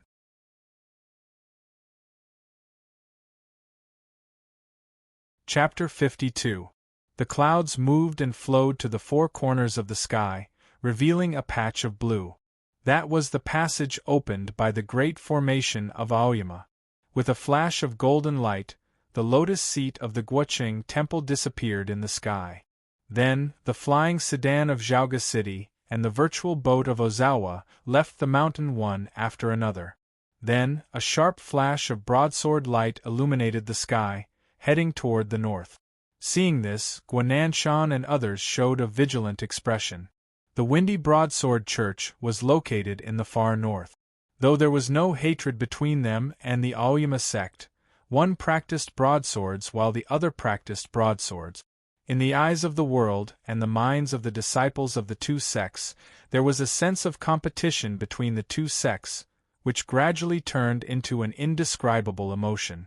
This year was the first time that the Windy Broadsword Church sent a messenger to participate in the inherited sword competition of the Aoyama sect. The messenger was taciturn and didn't say a few words from beginning to end. No one expected his cultivation state to be so high. Thinking about it, the Broadsword King was indeed an important figure in the heavenly arrival state, and he was able to recruit so many powerful cultivation practitioners in the desolate north. The inherited sword competition was over. What remained was the internal affairs of the Aoyama sect. As for the repercussions of this event, at least at this moment, no one knew. The green pines on the receiving platform moved slightly, and Guananshan walked out from the hall. He had already discussed with the two princes of Zhaoga City about the specific number of disciples of Liangwang Peak who would help the north next year and the related arrangements. Now he was in a calm state of mind. He led Gu Han to Zhao Lei and Jingjiu. He said with a smile, "Young sister, congratulations." Zhao Lei said, "Thank you, big brother." Guananshan said, "As far as I know, there shouldn't be the real Book of the Nine Deaths sword on the Shima Peak." Zhao Lei didn't say anything. Guananshan looked at her and continued, "Why don't you come to Liangwang Peak and have a look?" He had made this suggestion at the inherited sword competition yesterday, and the sect master acquiesced. No matter how she inherited the sword, she still had to learn the sword. There was no Nine Deaths sword technique in Shima Peak, so what could Zhao Lei learn? If she was willing to join Liangwang Peak, she could easily learn about the mysterious sword formulas of the other 8 peaks. Of course, she could keep her identity as an inherited disciple of Shinma Peak. No matter how one looked at it, Guananshan's proposal was the best choice for Zhao Lei. Zhao Lei didn't accept it. As I said yesterday, even if I fail in the inherited sword competition, I will not go to Liangwang Peak. She didn't continue, but the disciples on the stage understood what she meant. Now that she had inherited the sword successfully, she would never join Liangwang Peak. After a moment of silence, Guananshan said, "Young sister, do you have some misunderstanding about our Liangwang Peak?" Gu Han suddenly said, "If some of my actions displease junior sister, then it's my fault. I'm willing to apologize to you." Hearing this, the disciples on the welcoming platform were shocked, thinking that the proud and cold third brother of Liangwang Peak would actually apologize to others. What did he mean by certain actions? Jingju watched them in silence, thinking that Liangwang Peak was still so diligent in fighting for talents, and these young people seemed to be more determined than before. However, they didn't know that Zhao Lei wasn't the kind of person they thought she was, so they could only return empty-handed. I don't have any misunderstanding about Liangwang Peak. Zhao Lei didn't say that she didn't have any dissatisfaction with Gu Han, but said directly, however, I only want to learn Senior Grandmaster Jingyang's swordsmanship. Guananshan looked at her and said, but Senior Grandmaster Jingyang is gone. Hearing this, Jingju didn't feel happy, just like when he saw that portrait in the small building. Zhao Lei said, not having the sword instruction doesn't mean everything. Take Jingju for example. He didn't learn the real sword of Shirihue Peak, but he could defeat Gu Qing all the same. Hearing the name of Gu Qing, Guananshan raised his eyebrows slightly, and Gu Han's face darkened. Jingju suddenly noticed that the new inherited sword disciples were all on the stage, but Gu Qing was nowhere to be seen. Young brother Jing's talent in sword work is indeed outstanding, and the sword work you performed in the stream yesterday was marvelous. But what if you meet a real swordsman? Guananshan said to Jingju while looking at him. Jingju didn't realize that he was involved in this. Of course, I don't think there's anything wrong with young brother Jing's sword work. Guananshan looked at him and said with a smile, on the contrary, I agree with him. If you had been to Liangwang Peak, you would know that the sword work practiced by the disciples of Liangwang Peak is to kill our enemies. We don't restrict ourselves to any means. We will kill people even if we don't have a sword in our hands. It seems that young brother Jing is really suitable for Liangwang Peak. Jingju said, I thought you guys didn't like me. Guananshan said, your big brother Gu just wants to toughen you up. We want to see if you have the courage to draw your sword under pressure. And you proved yourself yesterday. The young disciples on the stage were a bit surprised. They found that Liangwang Peak really wanted to recruit Jingju. Jingju didn't say anything. Guananshan looked at him and continued, to achieve the Tao, one must first train his muscles and bones, toughen his spirit and toughen his will. Only then can he move forward bravely. You should know this. Jingju shook his head and said, we practice different Tao. In my opinion, your Tao is wrong. The gentle breeze rustled tens of thousands of pine trees, and the sound of waves was like the sea. It was quiet on the stage. Guananshan still smiled and said, please advise me. You think we should exert enough external pressure to make the disciples firm their sword hearts? Jingju was talking about the harsh training Liangwang Peak put on the disciples, including the pressure they put on Lu Shisui and the deliberate suppression they put on him. This is from the outside to the inside. I don't like it. I think Tao cultivation is a personal matter, and it should be from the inside to the outside. Of course, I'm not sure which method is more effective for the ordinary disciples. I don't like you guys or I'm prejudiced. I will try to treat you guys fairly in the future. Jingju patted Guananshan's shoulder to show his encouragement. Guananshan was the first disciple of the sect master of Aoyama and the chief disciple of Liangwang Peak. He could be said to be the leader of the third generation of disciples. He was fair and gentle, different from those indifferent and arrogant young people on Liangwang Peak. But the ordinary disciples were all scared when they met him, and no one dared to speak to him like Jingju. He even patted his shoulder. The stage became even quieter. For some reason, Guananshan couldn't get angry, except for the initial shock, as if Jingju's action was natural. He looked at Jingju as if he was looking at his master. This feeling was weird and not good. He frowned. Gu Han stared at Jingju and said coldly, you don't respect your master. You are shameless. Do you think you can live freely after you go to the 9th peak with my junior sister? Don't try to enter Liangwang Peak again. If you don't care, I want to know what sword style you are going to learn in the future. The Shenma Peak of the inherited sword didn't have a sword style. In the eyes of the crowd, This was the biggest problem for Zhao Liu and Jingjiu. Zhao Liu said calmly, "This is our own problem. We ourselves." Hearing these two words, Gu Han couldn't help but twitch his lip. He looked at Zhao Liu and said, "Junior sister, you are so shameless." Zhao Liu raised her eyebrows slightly. Jingjiu said, "You are wrong." Gu Han sneered and said, "Am I wrong? Do you think I can't guess how you got to the top of the peak just because you can't see the mountain path? Who among the disciples of the 9 peaks doesn't know how shameless you are?" Jingjiu said, "What I meant is that you've addressed her wrongly. You can't call her young sister anymore, but peak master or senior master." The wind rustled the green trees as if they were responding to him.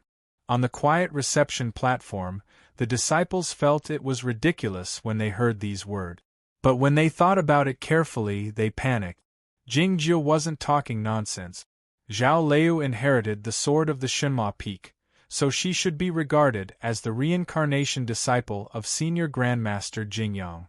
In other words, she was of the same generation as the sect master, Yuan Qijing, the peak masters, and those elders, Guananshan and Guhan, even if they were the best among the disciples of the 3rd generation of Aoyama, had to call her peak master or senior uncle respectfully when they met her. Guananshan looked a little confused, but he soon came to his senses and shook his head with a bitter smile. Guhan was so angry that he laughed. He looked at Jingjiu and said, "Do I have to call you senior uncle?" Jingjiu said, "Yes." Guhan was stunned. All the disciples on the reception platform were stunned. Yesterday, Zhao Liu and Jingjiu were regular sword-washing disciples, but today they became the seniors of the crowd? I just remembered that my master told me to do something, but I haven't done it yet."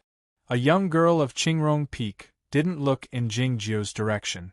She said something to her companion and walked away from the stone platform. Soon, the disciples on the reception platform left one after another for various reasons. They didn't greet Guananshan and Guhan before they left. What else could they do?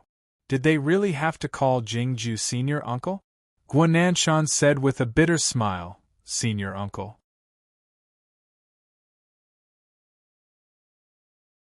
Chapter 53. While this interesting incident was taking place at the receiving platform, there was also a dispute in the Grand Hall of Shilai Peak. Since they were going to discuss some important issues that day, all the peaks had to attend the meeting in person, instead of communicating via swords. The participants were not the peak masters, but the important figures of their peaks. For example, Shanghai Peak sent Qi Yan, Qingrong Peak sent Mei Li, Tianguang Peak sent Bai Rujing, Bihu Peak, Yunxing Peak and Shiyue Peak sent a few senior elders, and only the host of the meeting was the master of Shilai Peak himself.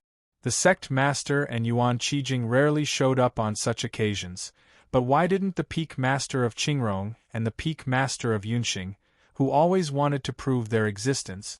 It was because these important figures of the Aoyama sect suddenly found an embarrassing issue after the Shenhua Peak reappeared this morning. 2 disciples of the 3rd generation had suddenly become their peers. If the peak masters were going to discuss the matter, should they invite the little girl Zhao Liu to come? Should they greet her with their swords when they saw that little girl? It was a strange feeling. So they decided not to come. From this point of view, the masters of the Aoyama sect were much more powerful than the disciples like Guhan. The first issue. Sitting on the futon, Qi Yan said to the crowd, "Yesterday at the inherited sword competition, Gu Qing used the sword style of Shiyue Peak, the highest standard of the 6 dragons returning to the sun. Did he learn it secretly, or did someone teach him? I'll find out the truth." It was quiet in the Grand Hall, and no one responded. Gu Qing grew up on Liangwang Peak, and he was Gu Han's younger brother, as well as Guananshan's sword attendant. No one would believe that he learned it secretly. The problem was that both Guananshan and Gu Han were disciples of Tianguang Peak, and the former was the principal disciple of the sect master. It was obvious that the Shanghai Peak wanted to find out the truth to establish their authority, aiming at Tianguang Peak. Is Senior Brother Yuan going to fight with the sect leader again? The elders who knew the secrets of the past remained silent. Even they did not dare to speak up in the battle between the two great figures of Aoyama. Qi Yan's gaze fell on the elder of Shuriwe Peak. That elder laughed bitterly, thinking that this kind of thing was very common. Normally, no one would look into it. That disciple named Gu Qing could have learned any sword art, but he just had to learn his own sword art. Of course we'll investigate. However, we're all from the same branch of the sword sect, so let's not harm the harmony between us. It was obvious that the elder of Shuriwe Peak intended to smooth things over. Qi Yan didn't mind.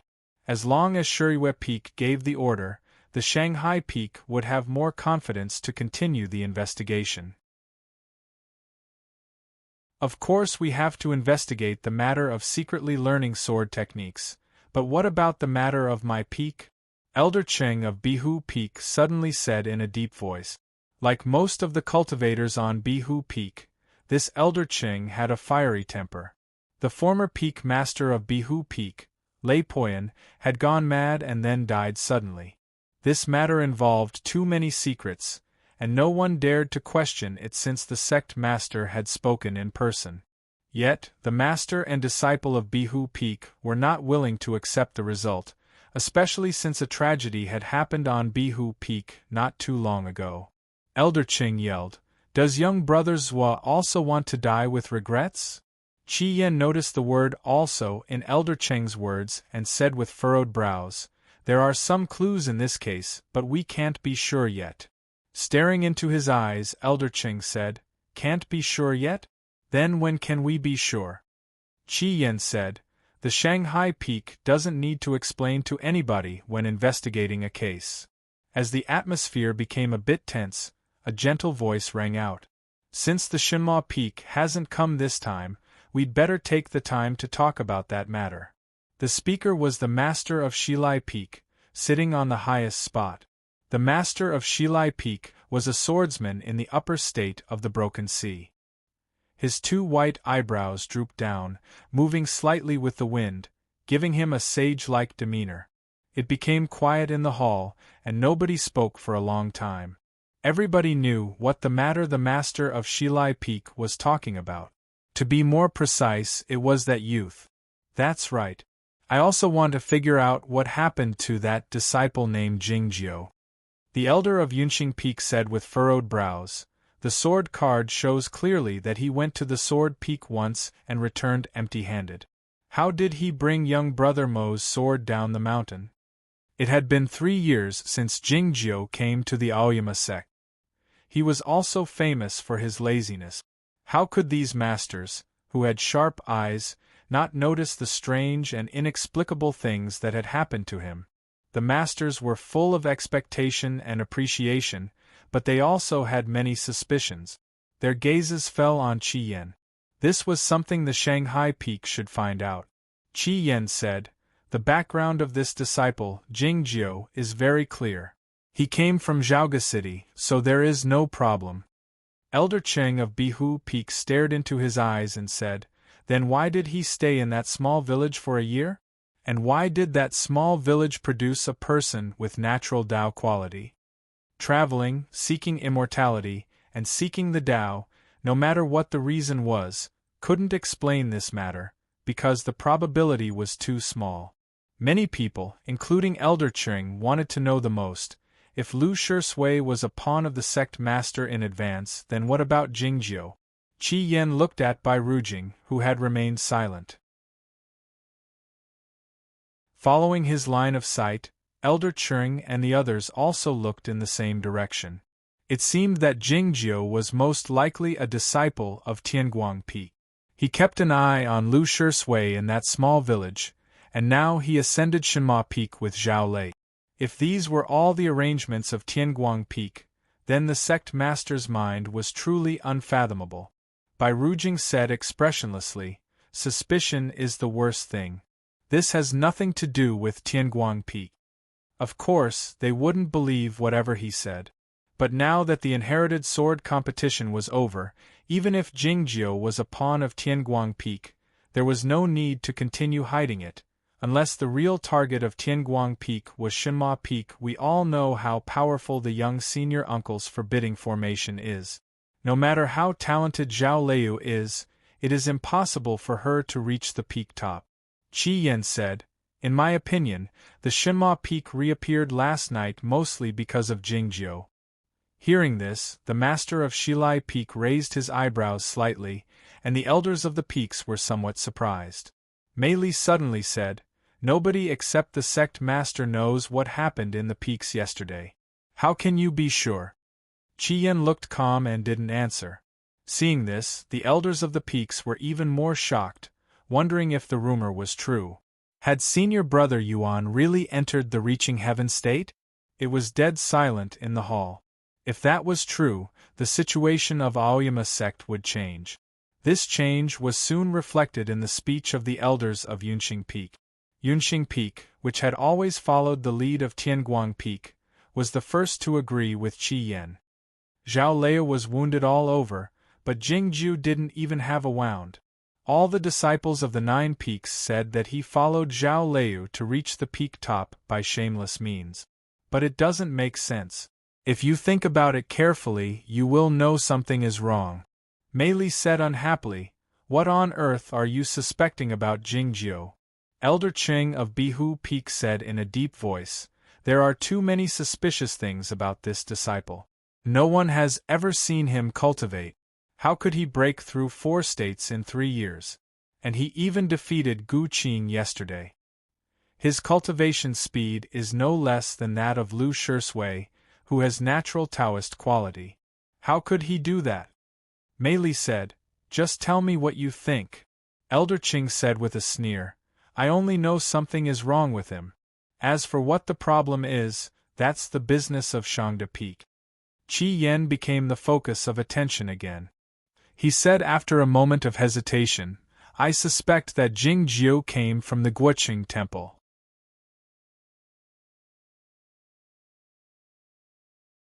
Chapter 54. Mei Li stared into his eyes and asked, "Reason?" Jingjiu's family in Zhaoga City seems to have no connection with the royal family, but in fact they have a secret connection. His ancestor had served the previous emperor.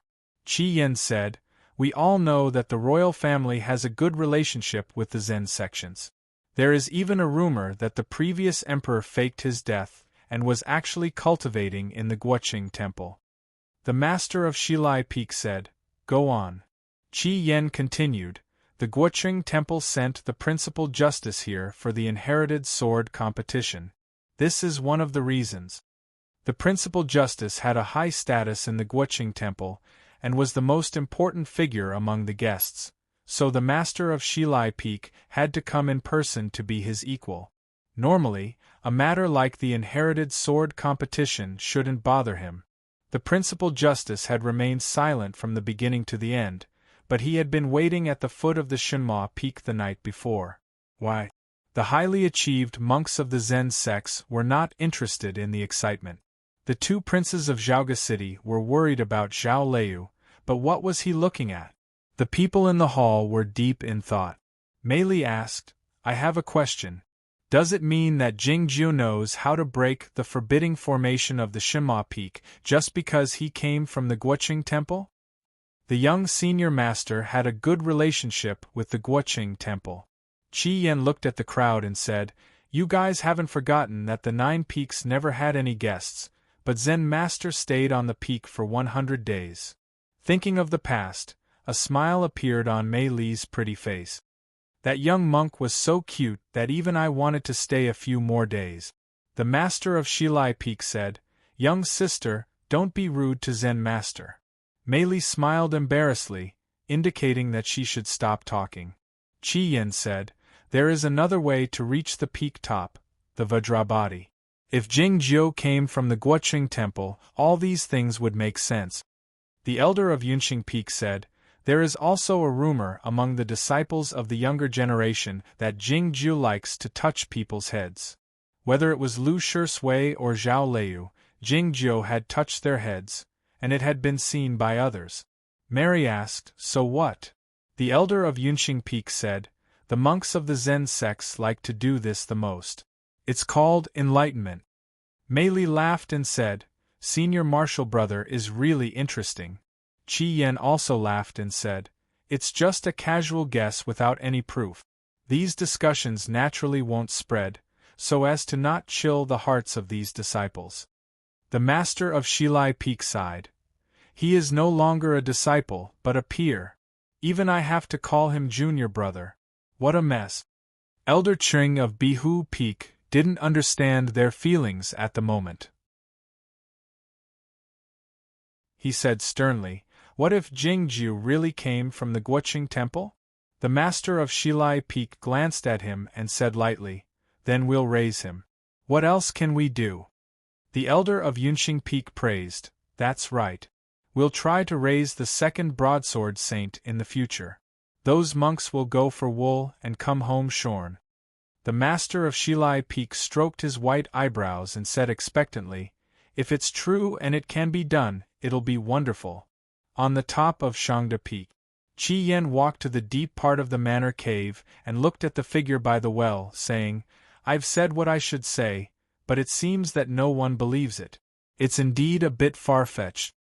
Yuan Qijing turned around and said expressionlessly, When the broadsword saint revealed his identity, who among the poor people of the Windy Broadsword Church dared to believe him? What he was talking about was a past event in the cultivation world. The broadsword saint used to be a monk of the Guoqing temple. During his experience of the mortal world, he chose the northern land and joined a very small sect that used the broadsword. Amidst the wind and snow, he and the small sect fought enemies together and went through life and death together. 10 years later, he found that he couldn't leave this place anymore. As a result, the Guoqing temple lost an eminent monk, and the northern land gained a broadsword saint. This past event in the cultivation world was no secret to the elders of the 9 peaks of Aoyama. The joking conversation between the master of Shilai Peak and the elder of Yunqing Peak referred to this event. In fact, Qi Yan didn't quite understand why his big brother asked him to do this, nor did he understand why his big brother no longer concealed his true state. Did he want to demonstrate his power to the Tianguang Peak? Yuan Qijing snorted and said, Of course there's something wrong with that Jingjiu. Qi Yan agreed and said, But it seems that he has never tried to conceal himself. It's strange. Yuan Qijing said, Let's ignore him. The Guoqing temple won't get anything out of him. Since Liangwang Peak has clues, let's start the investigation from the death of Zhuo Yi. Qi Yan agreed. Yuan Qijing said, By the way, let's suppress Liangwang Peak. Otherwise, those young people will get carried away. Qi Yan said, Gu Qing has admitted it himself. After a moment of silence, Yuan Qijing asked, Nobody mentioned the thoughtless sword? Thinking of the scene in the grand hall of Shilai Peak, Qi Yan shook his head and said, Nobody mentioned it until the end.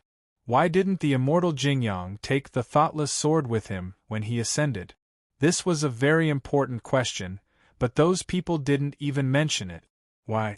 Everyone has a secret in their heart. Either they are afraid of others seeing the secret in their heart, or they don't dare to see the secret in others' heart. Yuan Qijing said with a sneer, But if we don't see it, does it mean that the secret doesn't exist? On the top of Shenma Peak, looking at the outside of the cliff, Zhao Layer said, I think it's a bit too much. Jingju knew that she was talking about him patting Guananshan's shoulder and what he said. He didn't explain, it was a subconscious action. No matter how calm and composed Guananshan was, he was just a child in Jingju's eyes. Zhao Layer drew back her gaze and said to Jingjiu, Others think you relied on me to reach the peak top, and they even say you are shameless. Aren't you angry? Jingjiu rubbed her head and said, It's good to have less trouble. Zhao Layer stared at Jingjiu, saying nothing. Jingjiu drew back his hand and placed it behind his back, saying, Be careful in the future. Zhao Layer said, I find that you talk more than usual when you see Guhan. Yes. Jingjiu remembered a certain night. That night, Lu Shui sneaked into the manor cave to see Jingjiu and talked a lot, and the name Big Brother Gu came up many times. Jingjiu found it interesting, because the young man named Gu Han made him feel uncomfortable. Of course, the whole Liangwang Peak made him feel uncomfortable. That's why you are here, Jingjiu thought while looking at the bracelet on his wrist. Zhao Lei asked, "What is this? Is it a sword like my bracelet?" Jingjiu said, "It's a secret." Zhao Lei said, "You have too many secrets." Jingjiu said, "I heard someone say that only people with secrets can live in harmony with each other. I thought it was true." "Don't you think so now?" Zhao Lei asked. Jingjiu said, "Don't you think there are more things to do after we met?" Zhao Lei looked at him in silence and said, "Isn't it because we are doing the same thing?" Jingjiu didn't understand what she meant. Zhao Lei turned around and entered the manor cave. The cave was still the same, but the teacup that Jing Yang had used before had been moved to some unknown place. She walked to the deep end of the manor cave and pushed the wall open. Her eyes lit up when she saw the plain clothes. It didn't take long for her to return to the cliff's edge and change into a plain dress. "Do I look good?" She turned around in front of Jingjiu, her dress fluttering. Even if she had natural Dao quality, she was still a noble lady who loved beauty. "It's too big," Jingjiu said after thinking about it.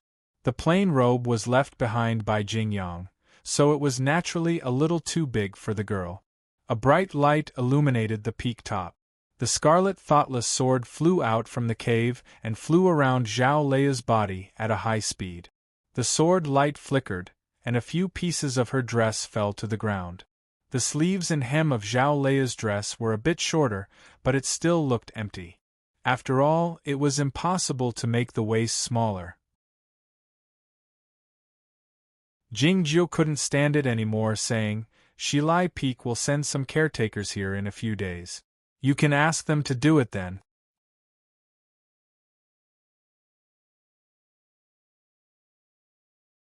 Chapter 55. Jingjiu shook his head.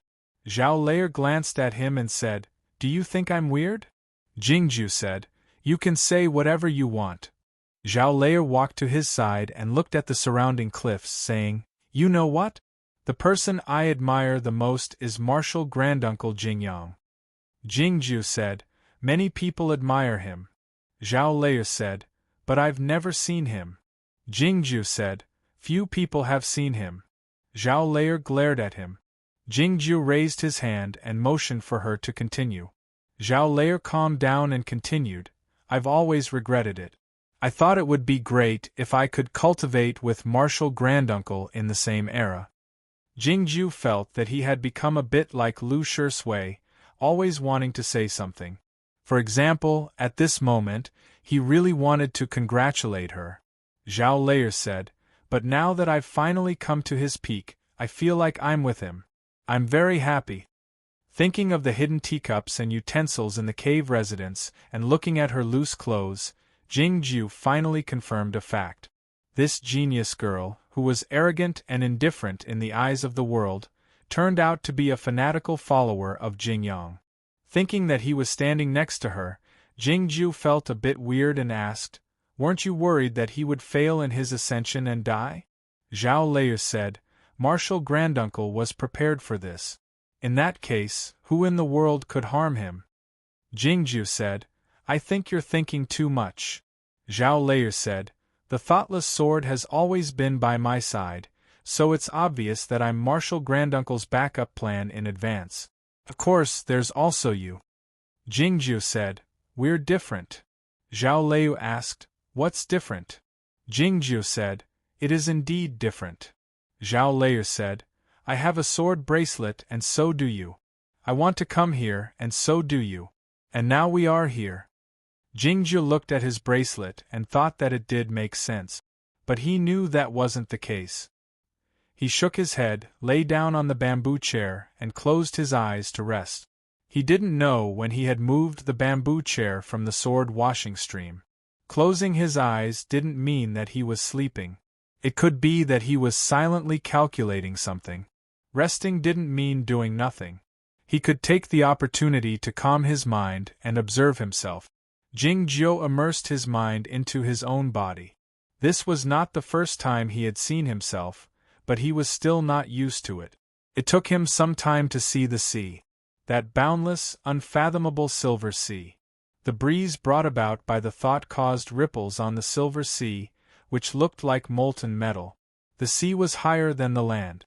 At the edge of the sea, there were countless rivers that flowed into the depths of the dry wilderness. The rivers were the meridians. Higher up in the sky, the rivers became thinner and became a passage in the trunk. A tall tree appeared in front of him. This was the tree born from the Tao seed. There was a fruit hanging in the deep end of the Tao tree. The color of this fruit was very light, so it was hard to tell if it was ripe or not. In other cultivation sects, this fruit would become the golden pill or the life bell. For the disciples of Aoyama, this fruit was called the sword fruit. The Zhen Yuan in his meridians had turned into a mercury-like substance, which meant that the sword source had become pure. As time went by, the sword fruit would become completely transparent under the nourishment of the sword source, turning into a sword pill like a colored glaze. The day the sword pill was formed was also the day he entered the state of inherited will.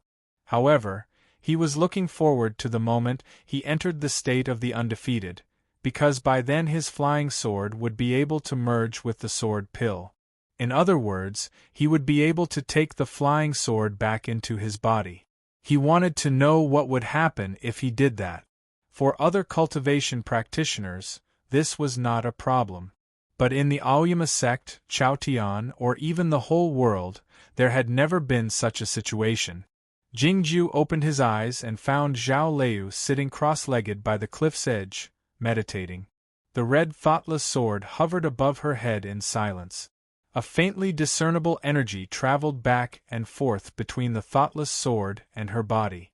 Zhao Liu had completed the state of inherited will after years of diligent cultivation on the sword peak. With the help of the thoughtless sword, she should be able to enter the state of the undefeated in 2 years. When would Jingjiu enter the state of inherited will? It was still the same word, wait. He didn't get hurt when he challenged the peak last night, but he still consumed a great deal of sword source. It was rare for him to feel tired, so he didn't have the energy to play with the sand. It was a good time to take a nap, so he closed his eyes and prepared to sleep for a while. Unexpectedly, as he was about to fall asleep, he heard a series of monkeys' cries coming from the cliff below. The monkeys' cries were very loud, and they were obviously very happy. Zhao Liu opened her eyes and asked, "What's going on?" Jingjiu said, "The monkeys are moving." Before Jingyang ascended, all the birds and beasts on the Shenhua Peak were driven away and scattered among the peak. Several years later, the Shenhua Peak was reopened again. Those birds and beasts didn't know about it, but the monkeys behind the cliff of the stream of sword washing moved back as fast as they could. Those monkeys had been living in this mountain for countless years, and had long been tired of wandering in the outside world. Now there were no tigers or leopards that dared to compete with them for territory on the Shenhua Peak, and the forest was full of sweet fruits. Of course, the monkeys were happy. The only regret was that there were fewer insects on the mountain, so it was difficult to have a sumptuous feast. "Shut up," Jingjiu said to the cliff below. The monkeys' cheerful cries suddenly disappeared. Although they couldn't see it, they could imagine how scared and uneasy the monkeys were. The peak became dead silent again. Zhao Liu shot Jingjiu a glance. Jingjiu added, "Just keep your voice down." The monkeys screamed happily, as if they were replying, but their voices were much lower. The Shenhua Peak became lively again. But it didn't take long for the cliffs to become noisy again.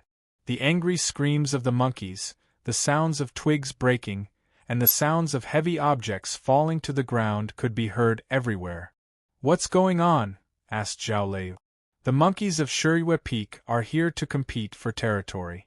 Those guys are not big, but there are too many of them."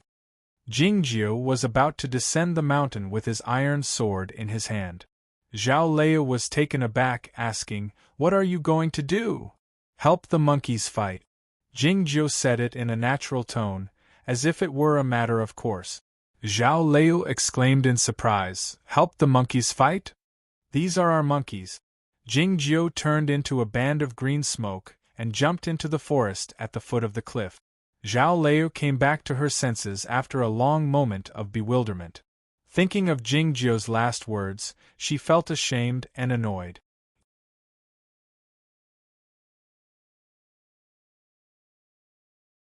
Chapter 56. When Jing Jiu came back, Zhao Lei had already calmed down, and her expression was normal. Jing Jiu didn't know what she was thinking about. Looking at the fading smoke and dust in the dense forest, he said, "The monkeys of the outer peaks are so annoying, not to mention humans.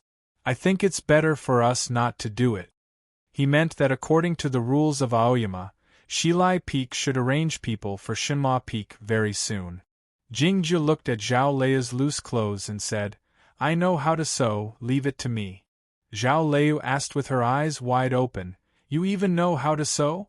Jingju said, "I learned it in the village for a day." Zhao Lei thought for a while and said, "That's good, in case there's something wrong with the people sent by Shilai Peak. Recently, the atmosphere in the 9 peaks of Aoyama was not right. It was oppressive and tense, giving people a feeling that a storm was coming. However, Shinma Peak was remote, and there were only 2 of them, so they didn't have anything to do with the complicated power struggle for the time being. Besides, with Jing Jiu and Zhao Lei's characters, they definitely wouldn't care about these things. They just needed to focus on their cultivation. The problem was, what should they learn now? Zhao Lei had turned the cave house inside and outside, but she didn't find a sword manual. How can we learn without a sword manual? Zhao Lei's eyes left the thoughtless sword and fell on Jingjiu's face for a long time. Jingjiu touched his face and said after thinking for a while, "How about I do it? Capable people do more work. You are the one who fights with the monkeys, so you should be responsible for this kind of thing." Zhao Lei thought to herself and then asked, "Did you win?" Jingjiu knew she was asking about helping the monkeys fight, so he raised his eyebrows and said, "Of course." Then, he walked into the cave. Zhao Lei looked at his back and was speechless. From the South Pine Pavilion to the stream of sword washing, he casually broke through the 4 states, entered the cloud top of the Sword Peak, defeated Gu Qing, and even reached the Shinma Peak. Jing Jiu had always been calm, as if he didn't care about anything. However, he couldn't hide his pride when he helped the monkey win today. What kind of person was this? Inside the Immortal's cave, Jing Jiu took out a brush, ink, paper, and inkstone, calmed himself down, and began to write on the paper. Not long after, he had finished writing on a whole piece of paper. Then, it slowly increased until it could be compiled into a book. He was ready to stop writing, but after thinking for a while, he realized that writing 1 book was the same as writing 2 books. It would be troublesome to grind the ink again in the future. Therefore, he used the remaining ink in the inkstone to write a lot more, but he didn't know what the content was. At dusk, when the ink was completely dry, he cut it into several books and bound them with a needle and thread. He took 1 book and left the cave. Zhao Lei took the book and opened it. Her expression was very serious. The words on the paper were obviously newly written. They had just dried, and the illustrations were not completely dry yet. The words and the illustrations depicted the sword moves and the secret sword riding skills. This set of swordsmanship was heroic, or in other words, resolute and unrepentant. Zhao Lei raised her head and looked at Jingjiu. The emotions in her eyes were very complicated. "What's the matter?" Jingjiu asked. Zhao Lei said, "Martial Granduncle really trusts you more. I'm a little jealous." Was it because Jingyang left the thoughtless sword to her, but left the 9 Deaths sword book to Jingjiu? But no one knew which was more important, the sword or the sword book. Jingjiu sat back on the reclining chair and adjusted his posture to make sure that the worn legs of the chair would not destroy its stability. He closed his eyes and began to rest. Looking at the side of his face, Zhao Liu suddenly had an earth-shattering idea. However, apart from asking Jingjiu directly, there was no other way for him to verify his idea. Until the end, Zhao Liu did not ask. This was the difference between her and Lu Shisui. Otherwise, Jingjiu would definitely tell the truth. Then, under the twilight of the mountain, she would already know the answer. Looking at the two flying swords passing through the sea of clouds and descending toward the peak, Gu Han was silent for a long time. Then he said, "It's obvious that Shanghai Peak is suppressing us." Guananshan said, "Calm down. It won't be good if these words are spread out." Gu Han looked at him and said with an ugly expression, "Shangda is so arrogant. Don't the martial uncles have anything to say about it? What did your father say before he died? As long as Aoyama lasts long." Guananshan looked at the two flying swords that had disappeared.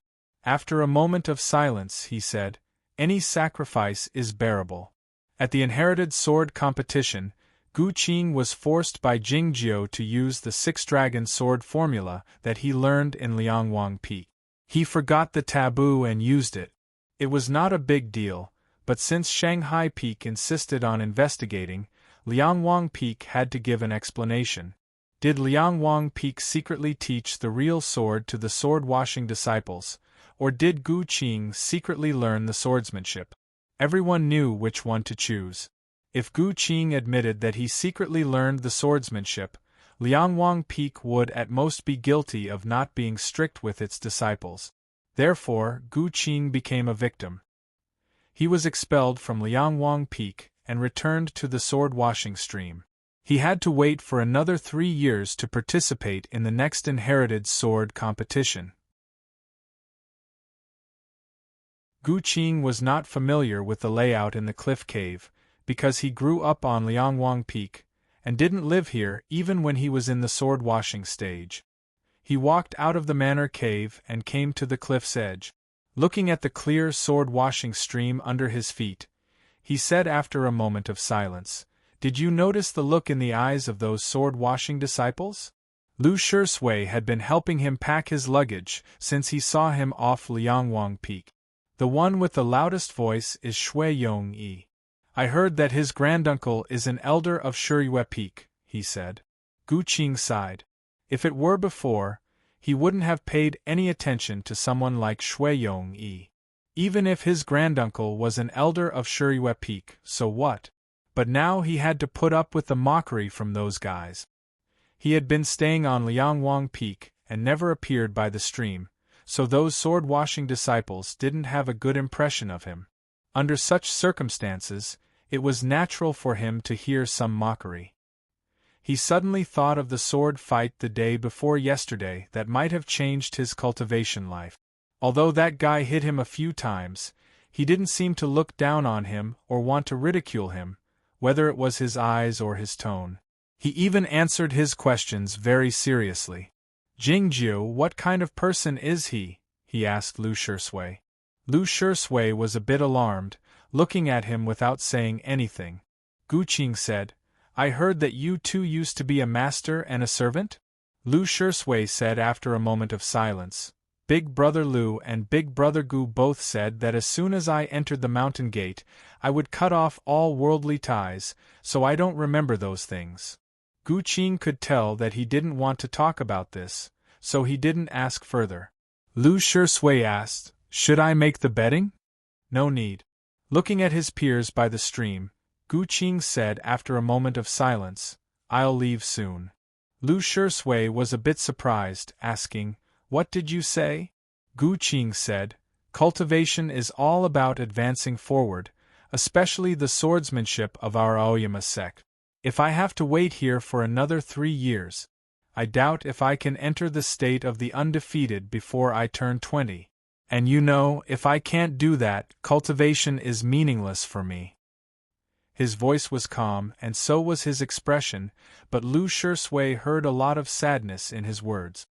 "Big brother Guora and big brother Gu have high expectations of you." Lu Shisui couldn't continue to comfort him. Liangwang Peak was a place with high expectations for its disciples, so calm that it was a bit cold. Moreover, Gu Qing's identity was a bit special. If he couldn't do better than other peers, Gu Han wouldn't put resources on him. Looking at the lonely Gu Qing, Lu Shisui suddenly thought of a possibility. After a moment of hesitation, he said, "Do you want to go there and have a try?"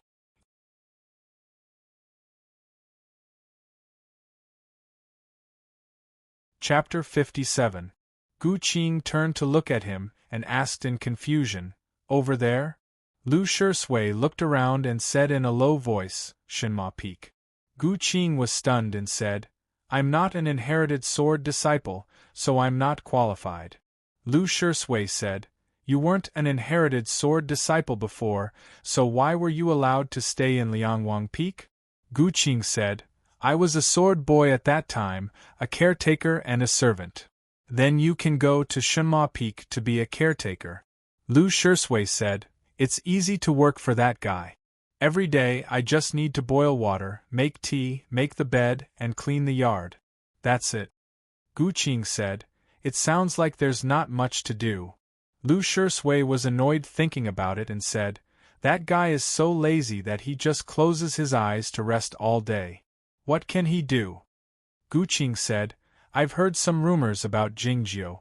Is he really that lazy?"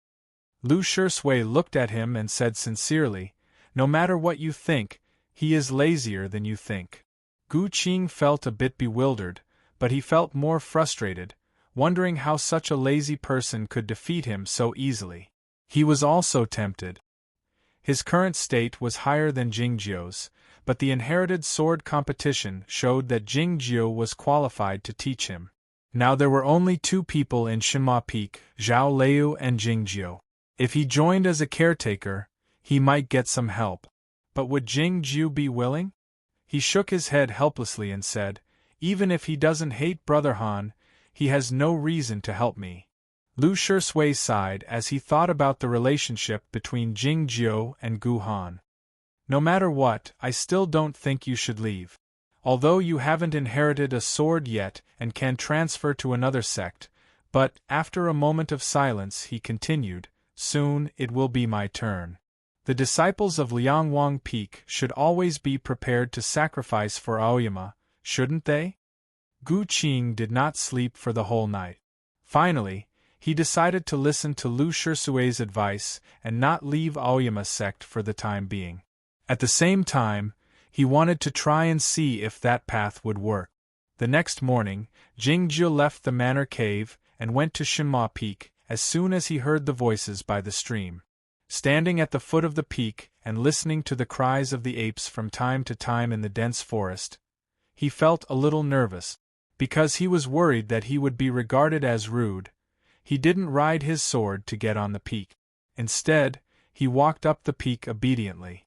Fortunately, those monkeys merely looked at this first guest on Shenma Peak since the lockdown was lifted with interest, and they didn't block his way, intending to search for something from him. When he arrived at the peak top, the morning sun had risen above the peak. The red light shrouded the cliff, making it look very warm. The dew on the bamboo chair had disappeared. Jingjiu opened his eyes and was surprised to see it was him.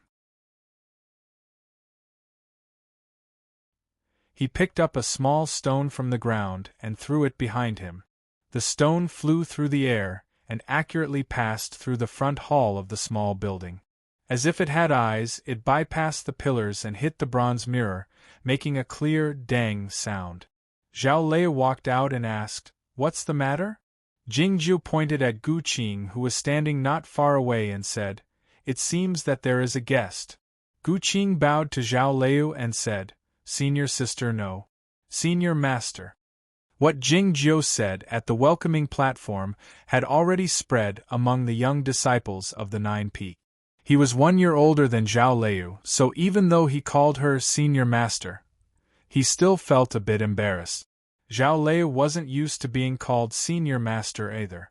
She came back to her senses after a while and asked, "What's the matter?" Gu Qing didn't know what to say. Looking at his expression, Zhao Lei guessed it and said, You are not an inherited sword disciple, so we can't accept you. Gu Qing asked, Does Shenma Peak need a caretaker now? This is not Liangwang Peak, so we don't want a caretaker. Zhao Lei looked at him and said seriously, You shouldn't do things like serving tea or pouring water. It's meaningless for the Aoyama sect to have one more caretaker. Gu Qing understood what she meant. He wasn't disappointed, because he just wanted to have a try. Zhao Lei's words showed that she thought highly of him, which calmed him down a lot. It was no big deal to wait for another 3 years. Gu Qing bowed again and turned around, ready to go down the peak. Suddenly, a voice rang out. This mountain is very big. Gu Qing halted his steps and looked over, feeling puzzled. Lying on the bamboo chair, Jingjiu didn't turn around and said to himself, Those monkeys live here. It's outer space. Gu Qing suddenly understood. Even if he couldn't inherit the sword, the rules of the Aoyama sect didn't say that he couldn't build a house and live in this mountain. This was the first time for Lu Shisui to come to Shanghai Peak, and also the first time for him to be questioned by someone from Shanghai Peak. His face was slightly pale, and his hands were trembling slightly beside him. Maybe it was because of nervousness, fear, or cold. The layout of the cliff cave was very ordinary, and it didn't seem to have anything to do with the existence of a prison. But somehow, Lu Shisui felt that the stone walls and the ground were emitting cold air all the time, and the sword's source couldn't bring too much warmth. Of course, it could also be because of the immortal master from Shangda Peak opposite him. The immortal master from Shangda Peak looked very gloomy, like the water in a well that was about to freeze. This immortal master was called Duan Liantian, and it was said that he was the toughest. Looking at Lu Shisui's childish face, he showed a very strange smile. That night you weren't in your room. Where did you go? Hearing this question, Lu Shisui was silent for a long time. That night, Master Zhua of Bihu Peak was killed, and his body was exposed beside a mountain stream. That night, Lu Shisui left the cliff cave and secretly went to find Jingjiu, but he found that Jingjiu wasn't there. The next day, he learned that the person who killed Master Zhua was Jingjiu, because Jingjiu said so himself. Because my sword practice wasn't going well, I was in a bad mood, so I went out for a walk. Lu Shisui said while looking at the frost between the bluestone bricks. Duan Liantian stared at his eyes and asked, Is there any witness? Lu Shisui raised his head and said, I don't know, but someone should have seen me. Duan Liantian squinted slightly and asked, Where did you go? Lu Shisui said, I just walked around. I didn't know where to go. Duan Liantian said, Do you know that you can't get away with this? Lu Shisui said stubbornly, It has nothing to do with me. Why should I get away with this? Don't think that I won't dare to torture you just because you are a personal disciple of Tianguang Peak. Duan Liantian sneered and said, Although your cultivation state is low and you can't kill junior brother Zhua, you don't need a cultivation state to inform others. Lu Shisui didn't say anything. I'll ask you again in a few days. Duan Liantian motioned for him to go out and then said, I hope you can give me a decent answer by then. Walking out of the cliff cave, Lu Shisui looked up and saw the scorching sun in the sky, which made him feel a little warmer. Ma Hua was waiting for him. When he was at the stream of sword washing, Lu Shisui lived with his classmates of the A class, and Ma Hua was in charge of taking care of them. That night, he should be the one who saw Lu Shisui sneak out. Lu Shisui walked past him without stopping or saying anything.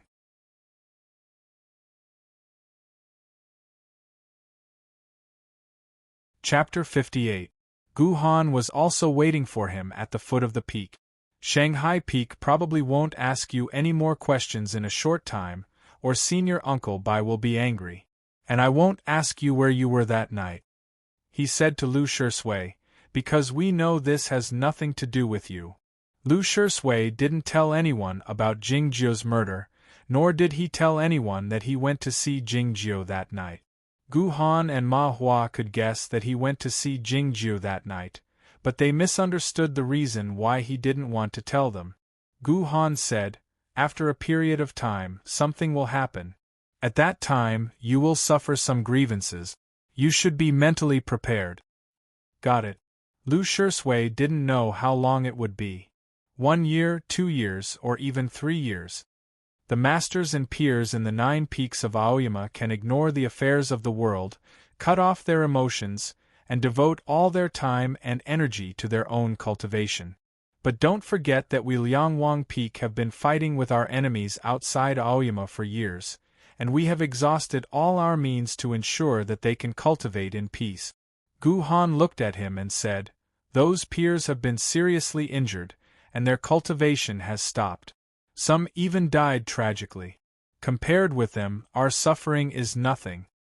He was very proud, and he treated his disciples very strictly, almost harshly. But he treated Lu Shui really well. Because he and Guananshan had high expectations of Lu Shui. Lu Shui said, "I understand. I'm willing to do anything for Aoyama."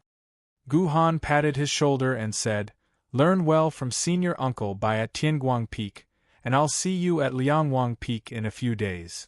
This sentence was obviously meaningful, and no one knew how long it would take. Shanghai Peak is investigating Lu Shui. It is said that he left his cave residence that night, but no one knows where he went. Zhao Lei looked at Jingjiu and didn't see any worry on his face. Jingjiu thought to himself that this little girl really had a helper in the 9 peaks, but he didn't know which peak they were from. He said, "That night he went to see me."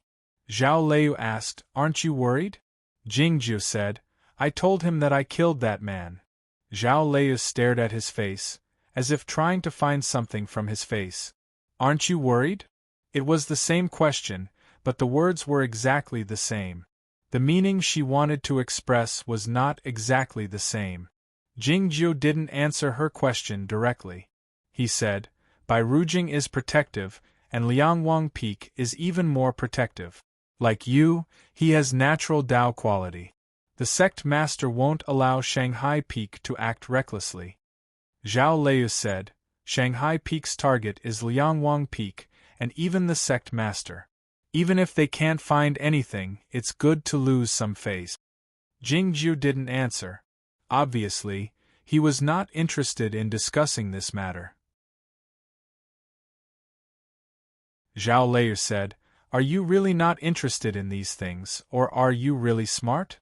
Jingjiu said helplessly, "What I want to know now is why you talk more and more after coming to Shinma Peak. Because I have too many questions in my heart."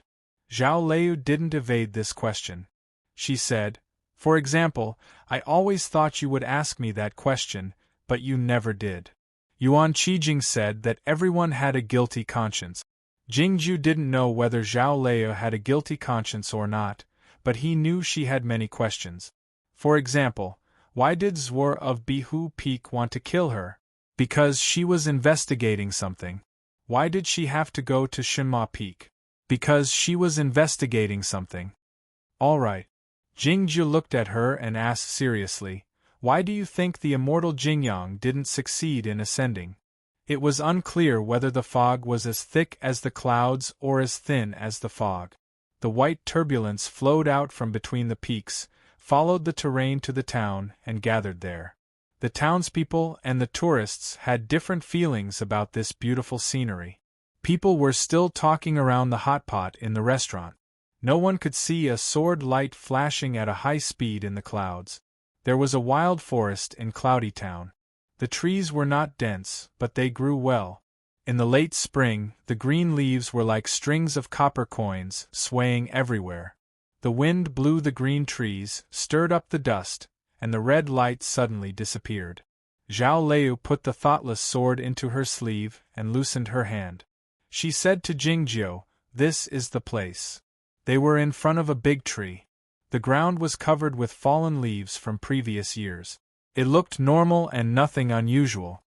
The underworld disciple's state was very low. It was strange that he stayed in Cloudy Town and didn't leave. Looking at the ground, Zhao Lei said, "Even though the 3,000-mile prohibition had been issued, It's strange that Master Meng killed him with one swing of his sword without asking. But I didn't pay much attention to it. I carried his body and came here. Then something happened the moment Master Meng ascended. What happened? Jingjiu asked. Zhao Leia looked up at the peaks in the clouds and said, I heard a sigh. Jingjiu raised his eyebrows and asked, a sigh? Yes. That sigh was full of disappointment, as if it had endless nostalgia for the world. It might have been regret, but there was also a feeling of incomparable satisfaction. Zhao Leia said, I'm sure that the underworld disciple was dead and there was no one around. So where did that sigh come from? Are you sure that you heard it? Jingjiu asked. Zhao Leia said, that sigh came directly from my mind. Jingjiu was silent. I was looking over there at the time, Zhao Leia said while looking into the distance. The clouds and fog were so thick that they couldn't see the peaks clearly, but Jingjiu knew she was talking about the Shenma Peak. He looked over there in silence with his hands clasped behind his back. Sometimes I wonder if that sigh was made by Martial Granduncle, Yi Zichen said. Zhao Leia said, at first I didn't believe it, but now I'm more and more sure that since I'm Master Meng's chosen disciple and he always kept the thoughtless sword by my side, when he left this world, would he also leave some information for me, just like how he left the sword manual to you? I think you're thinking too much. Jingjiu said, I want to take a look at that underworld disciple. The blood-like sword light illuminated the whole forest. The incomparably sharp, thoughtless sword soon dug a big hole in the ground, revealing the corpse of the underworld disciple. Several years had passed, but for some reason, the corpse didn't decompose. It still maintained its original appearance, except that it was a little shriveled, looking like a dehydrated leaf. Jingjiu untied the iron sword and poked the corpse, asking, why didn't you burn it with sword fire? Aoyama disciples could ignite sword fire when they entered the knowledge comprehension state. Zhao Leia was an outer disciple at that time, but she should be able to do it with her talent. Master Meng asked her to deal with the corpse because of this consideration. Because I felt there was something wrong at that time, so I left the corpse and put some soul stones in it. Jingjiu used the iron sword to push away the black jade-like stones beside the corpse. Looking at the deformed, wax-like face, he was silent for a long time. This face was strange to him. He used his sword discernment to check the corpse of this underworld disciple several times without missing anything. Then he found a problem. There was a hole deep in the middle of this underworld disciple's eyebrows. That hole was very small, and it wasn't where the underworld people stored their soul fires. So what was it used for? Jingjiu noticed that the hole was very smooth, and from its shape, it looked like a ginseng fruit. It seemed that someone had lived in it for a long time.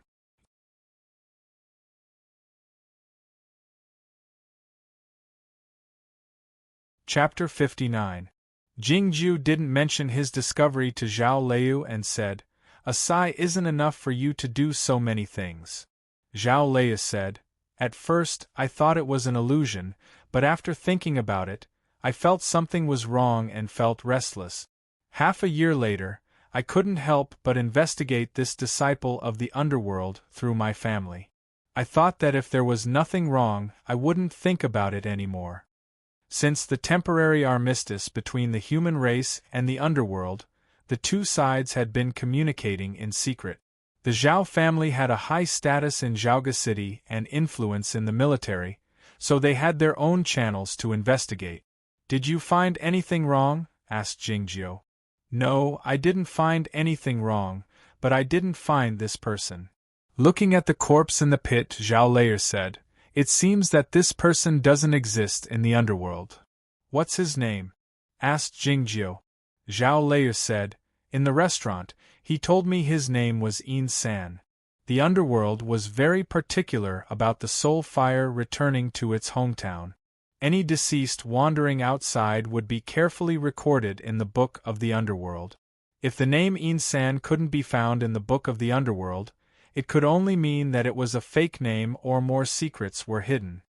Master Meng, said Jingju suddenly. After a moment of silence, Zhao Lei said, "Yes, I began to investigate Master Meng in secret. Master Meng was her teacher in the outer gate, and he cared for her very much, just like how Master Lu cared for Lu Shisui and Jingjiu. Now Master Meng was cultivating in seclusion at the Shanghai Peak, and he was trying to break through to the state of free travel after receiving the medicine from his teacher. It seems that he has received too much reward for taking care of you. Yes, I can only suspect that he is from the Shanghai Peak." Jingjiu glanced at her and said, "Is there any other reason besides the fact that he is from the Shanghai Peak?" Zhao Lei said, "Everyone in the 9 peaks of Oyama knows that Uncle Master Sword Justice doesn't like Uncle Master Jingyang. Their relationship has always been bad." Jingjiu did not comment on this. Zhao Lei continued, "From the clues provided by Master Meng and Yin San, the curtain rollers found out that 2 pieces of Thundersoul wood were missing from Bihu Peak before the 3,000 miles forbidden area. With the guards around, these 2 pieces of Thundersoul wood definitely couldn't be sent out of the 9 peaks, so where were they now? When I was about to continue the investigation, Bihu Peak was alerted. You know what happened next? The Thundersoul wood was the most precious treasure of Bihu Peak. Whether it was used to cultivate the supreme way of the sword or to comprehend the power of heaven and earth, it had unparalleled effects. It was said that if a cultivator was able to surpass the heavenly attainment state, he could even use the Thundersoul wood to transfer his soul, which was equivalent to having another life. Such a precious treasure would naturally be closely guarded by the Aoyama sect. However, 2 pieces of Thundersoul wood were inexplicably missing. No matter how one thought about it, there must be something wrong. The former peak master of Bihu, Lei Poyan, suddenly suffered from qi deviation and was killed by Yuan Qijing in the wilderness. It might have something to do with this, but Jingjiu did not care about these things. He just looked at Zhao Lei. Zhao Lei did not say what clues she had found from Master Meng and Yin San, but he knew that if they wanted to ask the curtain rollers to investigate the internal affairs of the Aoyama sect, the #1 sword sect in the world, they would have to pay a high price.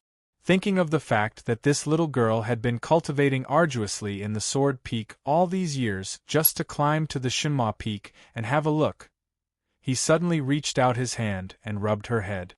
Zhao Lei opened her eyes wide and stared at him. Jingjiu looked at her calmly and seriously, saying, "Don't investigate this anymore." Zhao Lei asked, "Why?" Jingjiu said in his mind, "Because I'm worried that I can't protect you." He silently activated his sword source, and the iron sword vibrated at a speed invisible to the naked eye, making buzzing sounds like a swarm of bees. Zhao Lei's expression changed slightly. She was about to stop him, but it was too late.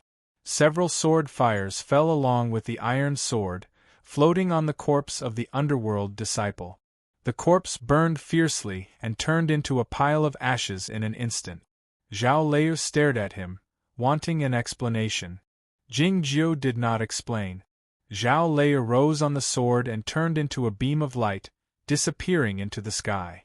Jingjiu looked at the empty sky, thinking that the little girl was really angry. She actually asked him to walk back.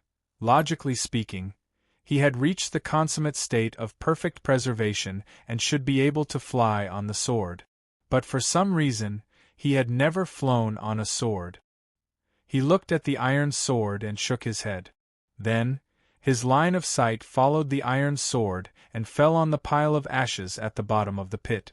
Yin San. That's a good name. In a restaurant in Cloudy Town, a pot of hot pot was boiling near the railing. Jingjiu sat by the table, looking at the ingredients floating in the hot pot, without any intention of lifting his chopstick. As a cultivation practitioner, he did not have too many desires for the secular world, nor was he interested in the delicacies from Izhou or the popular underworld. Many years ago, someone once told him that a cultivation practitioner should understand the beauty of life if he pursued immortality, so that he could obtain sufficient internal motivation. He did not quite understand this sentence, just like he did not understand the saying that two people should not step into the same river. Now, he finally understood the meaning of that person, and he also roughly understood the whole thing. The duck intestines had sunk to the bottom of the pot, drowned. The Sichuan pepper was still floating, calling for help. The tripe and the yellow throat were faintly discernible, but it was unclear whether they were dead or alive. You are really confident to use this name. The fake death is too crude.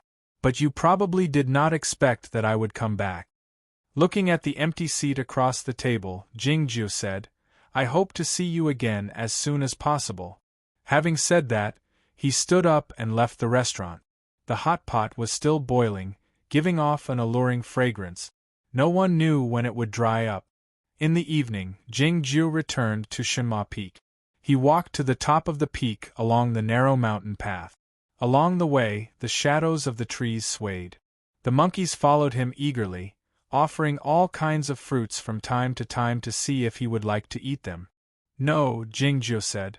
Shenma Peak was located in the depths of Aoyama, the most remote of the 9 peaks.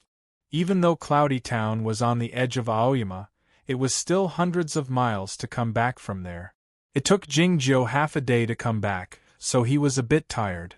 Besides, walking was a repetitive action that he disliked the most, so he was in a bad mood. Of course, nobody knew if his bad mood had anything to do with the corpse outside Cloudy Town. The monkeys sensed Jingju's mood, so they didn't dare make any more noise. They followed him in silence, and a few low cries could be heard once in a while. Jingju halted his steps and found 2 of the monkeys were wounded, probably because of the fight with the monkeys of Shuriwe Peak a few days ago. Jingju flicked a magic pill into the forest, saying, share them. This magic pill was a secret medicine of Shuriwe Peak, called the single-hearted pill. It didn't help much in cultivation, but it had a miraculous effect in healing wounds and replenishing blood, so it was very precious. If the masters of Shuriwe Peak knew that Jingju fed the monkeys with the single-hearted pill, they would be furious to death. Jingju kept on walking and came to the middle of the mountain. A dozen fallen tree trunks were piled up in front of a cliff. Guqing was busy all the time. He was actually repairing the house. Jingju didn't stop, nor did he talk to Jingju. He flew over the cliff, and soon arrived at the peak top. Standing by the cliff's edge, Zhao Leia looked like a fairy maiden, her dress fluttering in the wind, if one ignored her short, messy hair. She turned to Jingju and said, I'll keep on investigating. Jingju asked, didn't you already know that he was prepared in advance and nothing bad would happen to him? Zhao Leia said while staring into Jingju's eyes, but he hasn't shown up yet.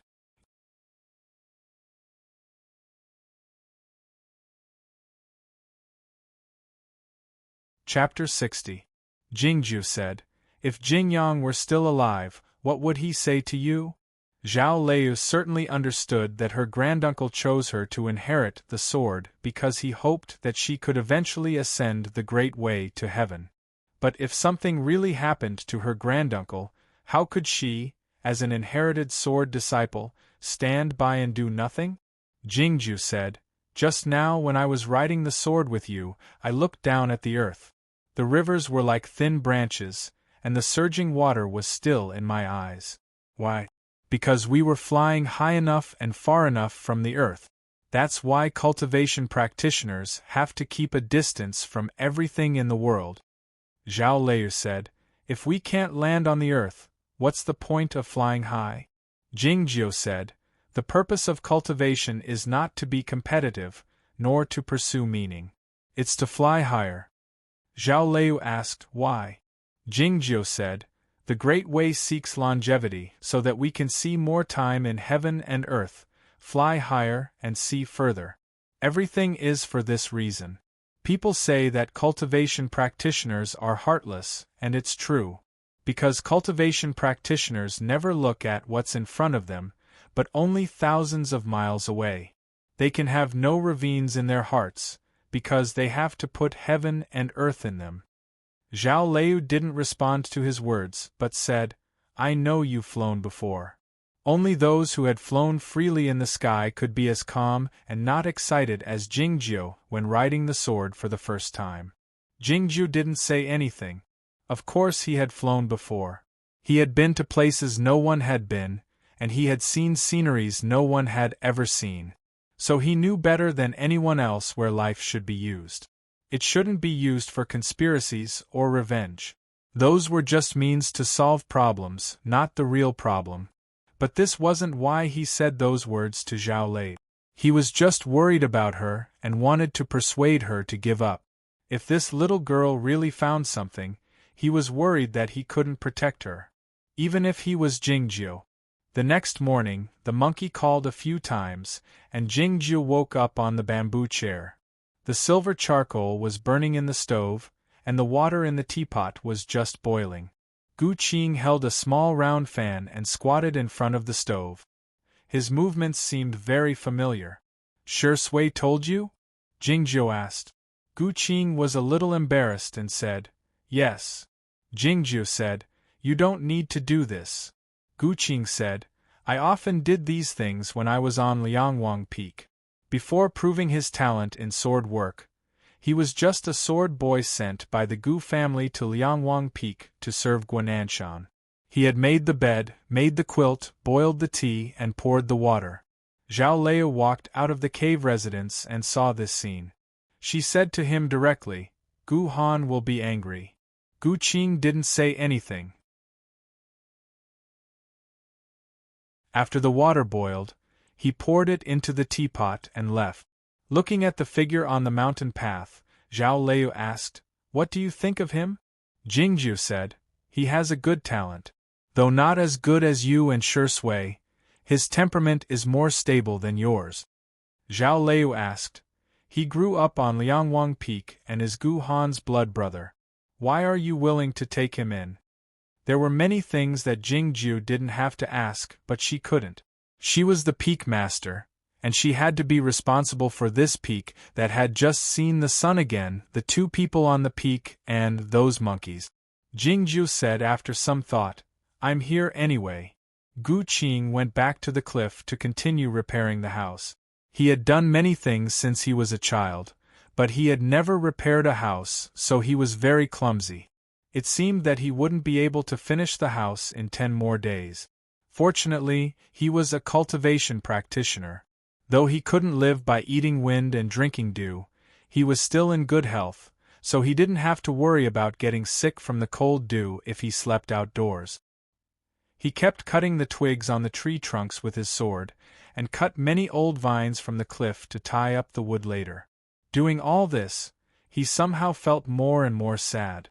Though he wasn't born with Tao quality like Zhao Lei and Lu Shui, he was still very talented. He had entered the state of inherited will at a very young age, which was even higher than Jingjiu's. Now Jingjiu had become the inherited sword disciple of Shenma Peak, lying on the peak top and bathing in the sun every day, but he was cutting twigs and repairing the house here. A few days ago, he didn't know where he should go, and now he didn't know why he was doing these things. He didn't complain, nor was he jealous, but he was a bit sad. He was Gu Han's blood brother, but they didn't have the same mother. In fact, he was an insignificant son of a concubine in the Gu family. The Gu family wanted to please Guananshan, so they sent him to Liangwang Peak to be a sword attendant. It wasn't until Guananshan discovered his talent in swordsmanship that his fate changed. A few days ago, he lost to Jingjiu in the inherited sword competition. Guananshan didn't say anything, but Gu Han scolded him severely. Then, he sacrificed himself. He stood up and admitted that he learned swordsmanship secretly, so that Shanghai Peak couldn't use this to attack the senior brothers of Liangwang Peak, or even the elders of Tianguang Peak. But why did he have to be the one to sacrifice himself?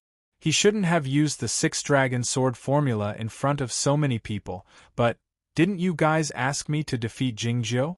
He wiped the tears off his face with his sleeves, and continued cutting twigs with his sword. Time passed, and the 9 peaks were bathed in the warm sunshine. He put down the sword, wiped the sweat off his face, and prepared to take a rest. He sat cross-legged beside the pile of trees, closed his eyes, and began to absorb the chi of heaven and earth. The remaining tears on his face were gradually dried by the wind. After a long time, he was awakened by a cold voice. "You are really here?" Gu Qing turned around and looked at him. Gu Han stood beside the mountain path and looked at him coldly. Gu Qing was very nervous.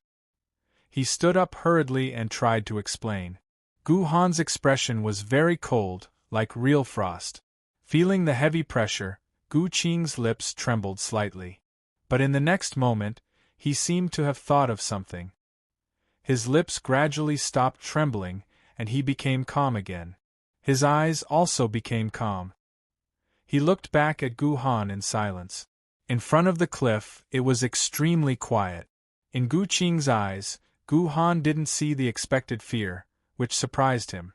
Since Gu Qing learned swordsmanship from senior brother Nanshan, this bastard had been less afraid of him.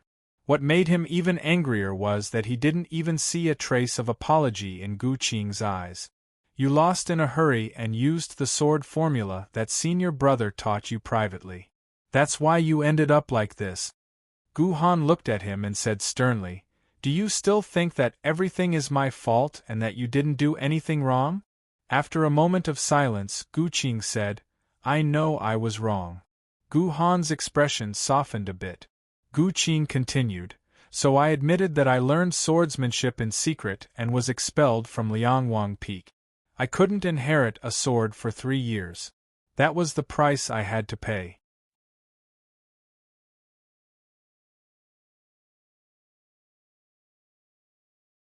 Chapter 61.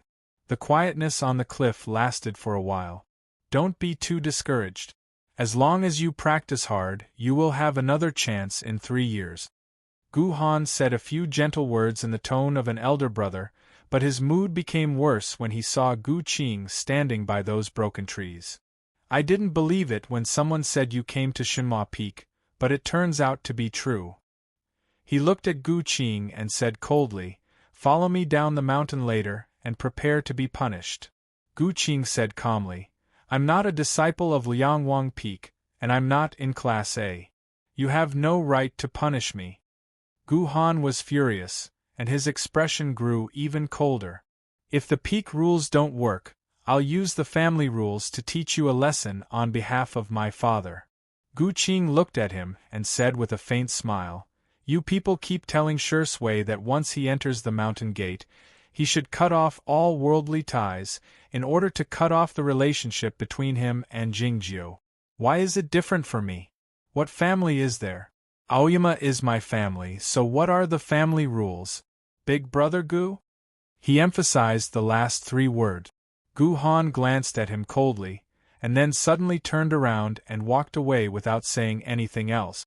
When he came to the peak top, he saw the bamboo chair, raising his sword-like eyebrows with a hint of mockery. Jingjiu knew someone was coming, but he didn't open his eyes. "Did you instigate this?"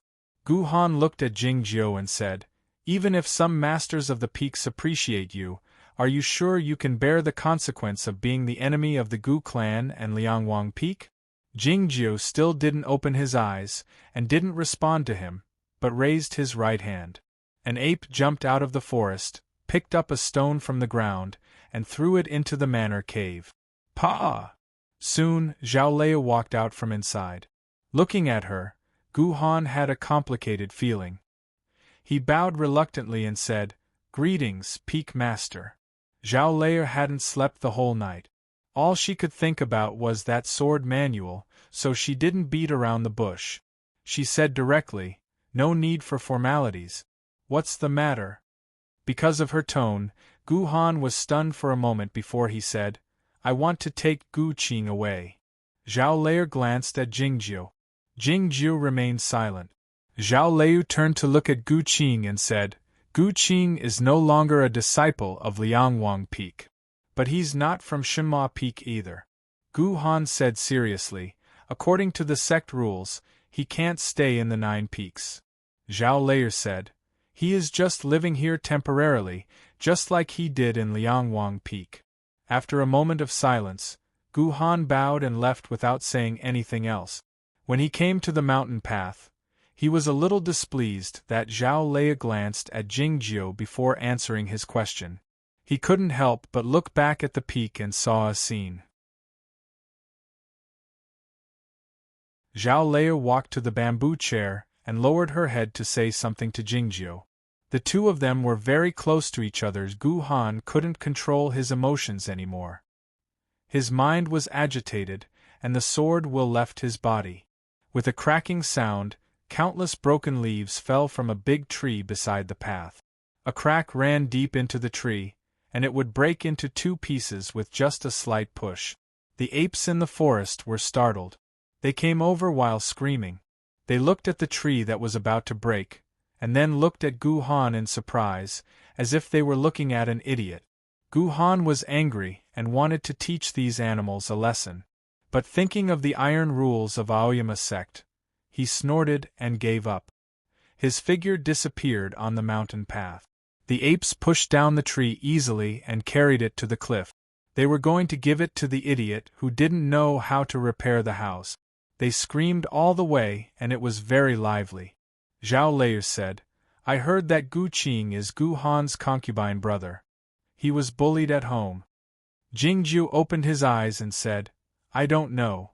The other meaning of this sentence was that he didn't care. Zhao Leia didn't care about this common family plot. She was more concerned about another thing. Is it possible that Gu Qing is a spy sent by Liangwang Peak? You think too much again. Did I ever tell you that? I think I'm good at scheming. You still think too much. Jingjiu said, "There are 9 peaks in Aoyama. If the peaks have to be wary of this, why don't they just split up?" It was impossible for the 9 peaks to split up, but something might have happened to the Aoyama sect. On the top of Yunxing Peak, Zui of Bihu Peak wanted to kill Zhao Leia because he knew she was investigating these issues. For example, the reason why the peak master of Bihu was possessed by the devil, and why Master Meng was determined to kill Yin San. These issues had been proven to exist, and it was just a matter of when they would break out. In midsummer, there were more and more creatures on Shinma Peak, and there were more and more sounds. The chirping of cicadas replaced the howling of apes and became the main melody here. One night there was a sudden downpour. Countless thunderbolts emerged from the dark clouds and struck down to the ground. Neither the thunderbolts nor the rainstorm could pass through the barrier of the great formation of Aoyama and could only fall around the peak. When the thunderbolts stopped temporarily, the dark sky was suddenly illuminated by dozens of sword lights. The disciples of the peaks rode their swords and flew out of the great formation. For the swordsmen of the undefeated state and even the free travel state, their main purpose was to wash their swords with the thunderstorm. Both their flying swords and their sword pills needed to be refined with the purest energy. For the disciples of the inherited will state, they needed the help of the thunderstorm to adapt to the new world as soon as possible. The meaning is natural, so when you inherit it and use it, everything in the world will be complete. After entering the inherited will state, the disciples could perceive the world more vaster and more subtle. Even the chirping of insects dozens of feet away could be heard clearly. If the disciples couldn't adapt to this situation, they would be tortured to the point that they couldn't sleep or even possessed by the devil. This thunderstorm with the power of heaven and earth was naturally the best environment for cultivation. No one knew that Jingjiu had entered the inherited will state just a few days ago. He didn't go outside the great formation of Aoyama, not because he couldn't ride his sword. Silent, he stood at the edge of the cliff, listening to the thunder in the distance. He had the rare sword eyes, and his hearing was far better than ordinary people's. Coupled with the improvement of the inherited will state, he could be knocked out by the thunder even from such a distance. He didn't know what method he used, but he was not affected by the thunderstorm. Far away from the great formation of Aoyama, a bolt of lightning struck a big tree on a nameless peak. With a crack, the big tree was split in the middle, and a raging fire was ignited, which was gradually extinguished by the torrential rain. Looking at this scene, he naturally thought of the Thundersoul Wood, and looked at a certain peak. There seemed to be a hole in the night sky. Lightning kept falling, and the torrential rain poured down, forming a white chain, like a rootless waterfall, very beautiful. That was Bihu Peak.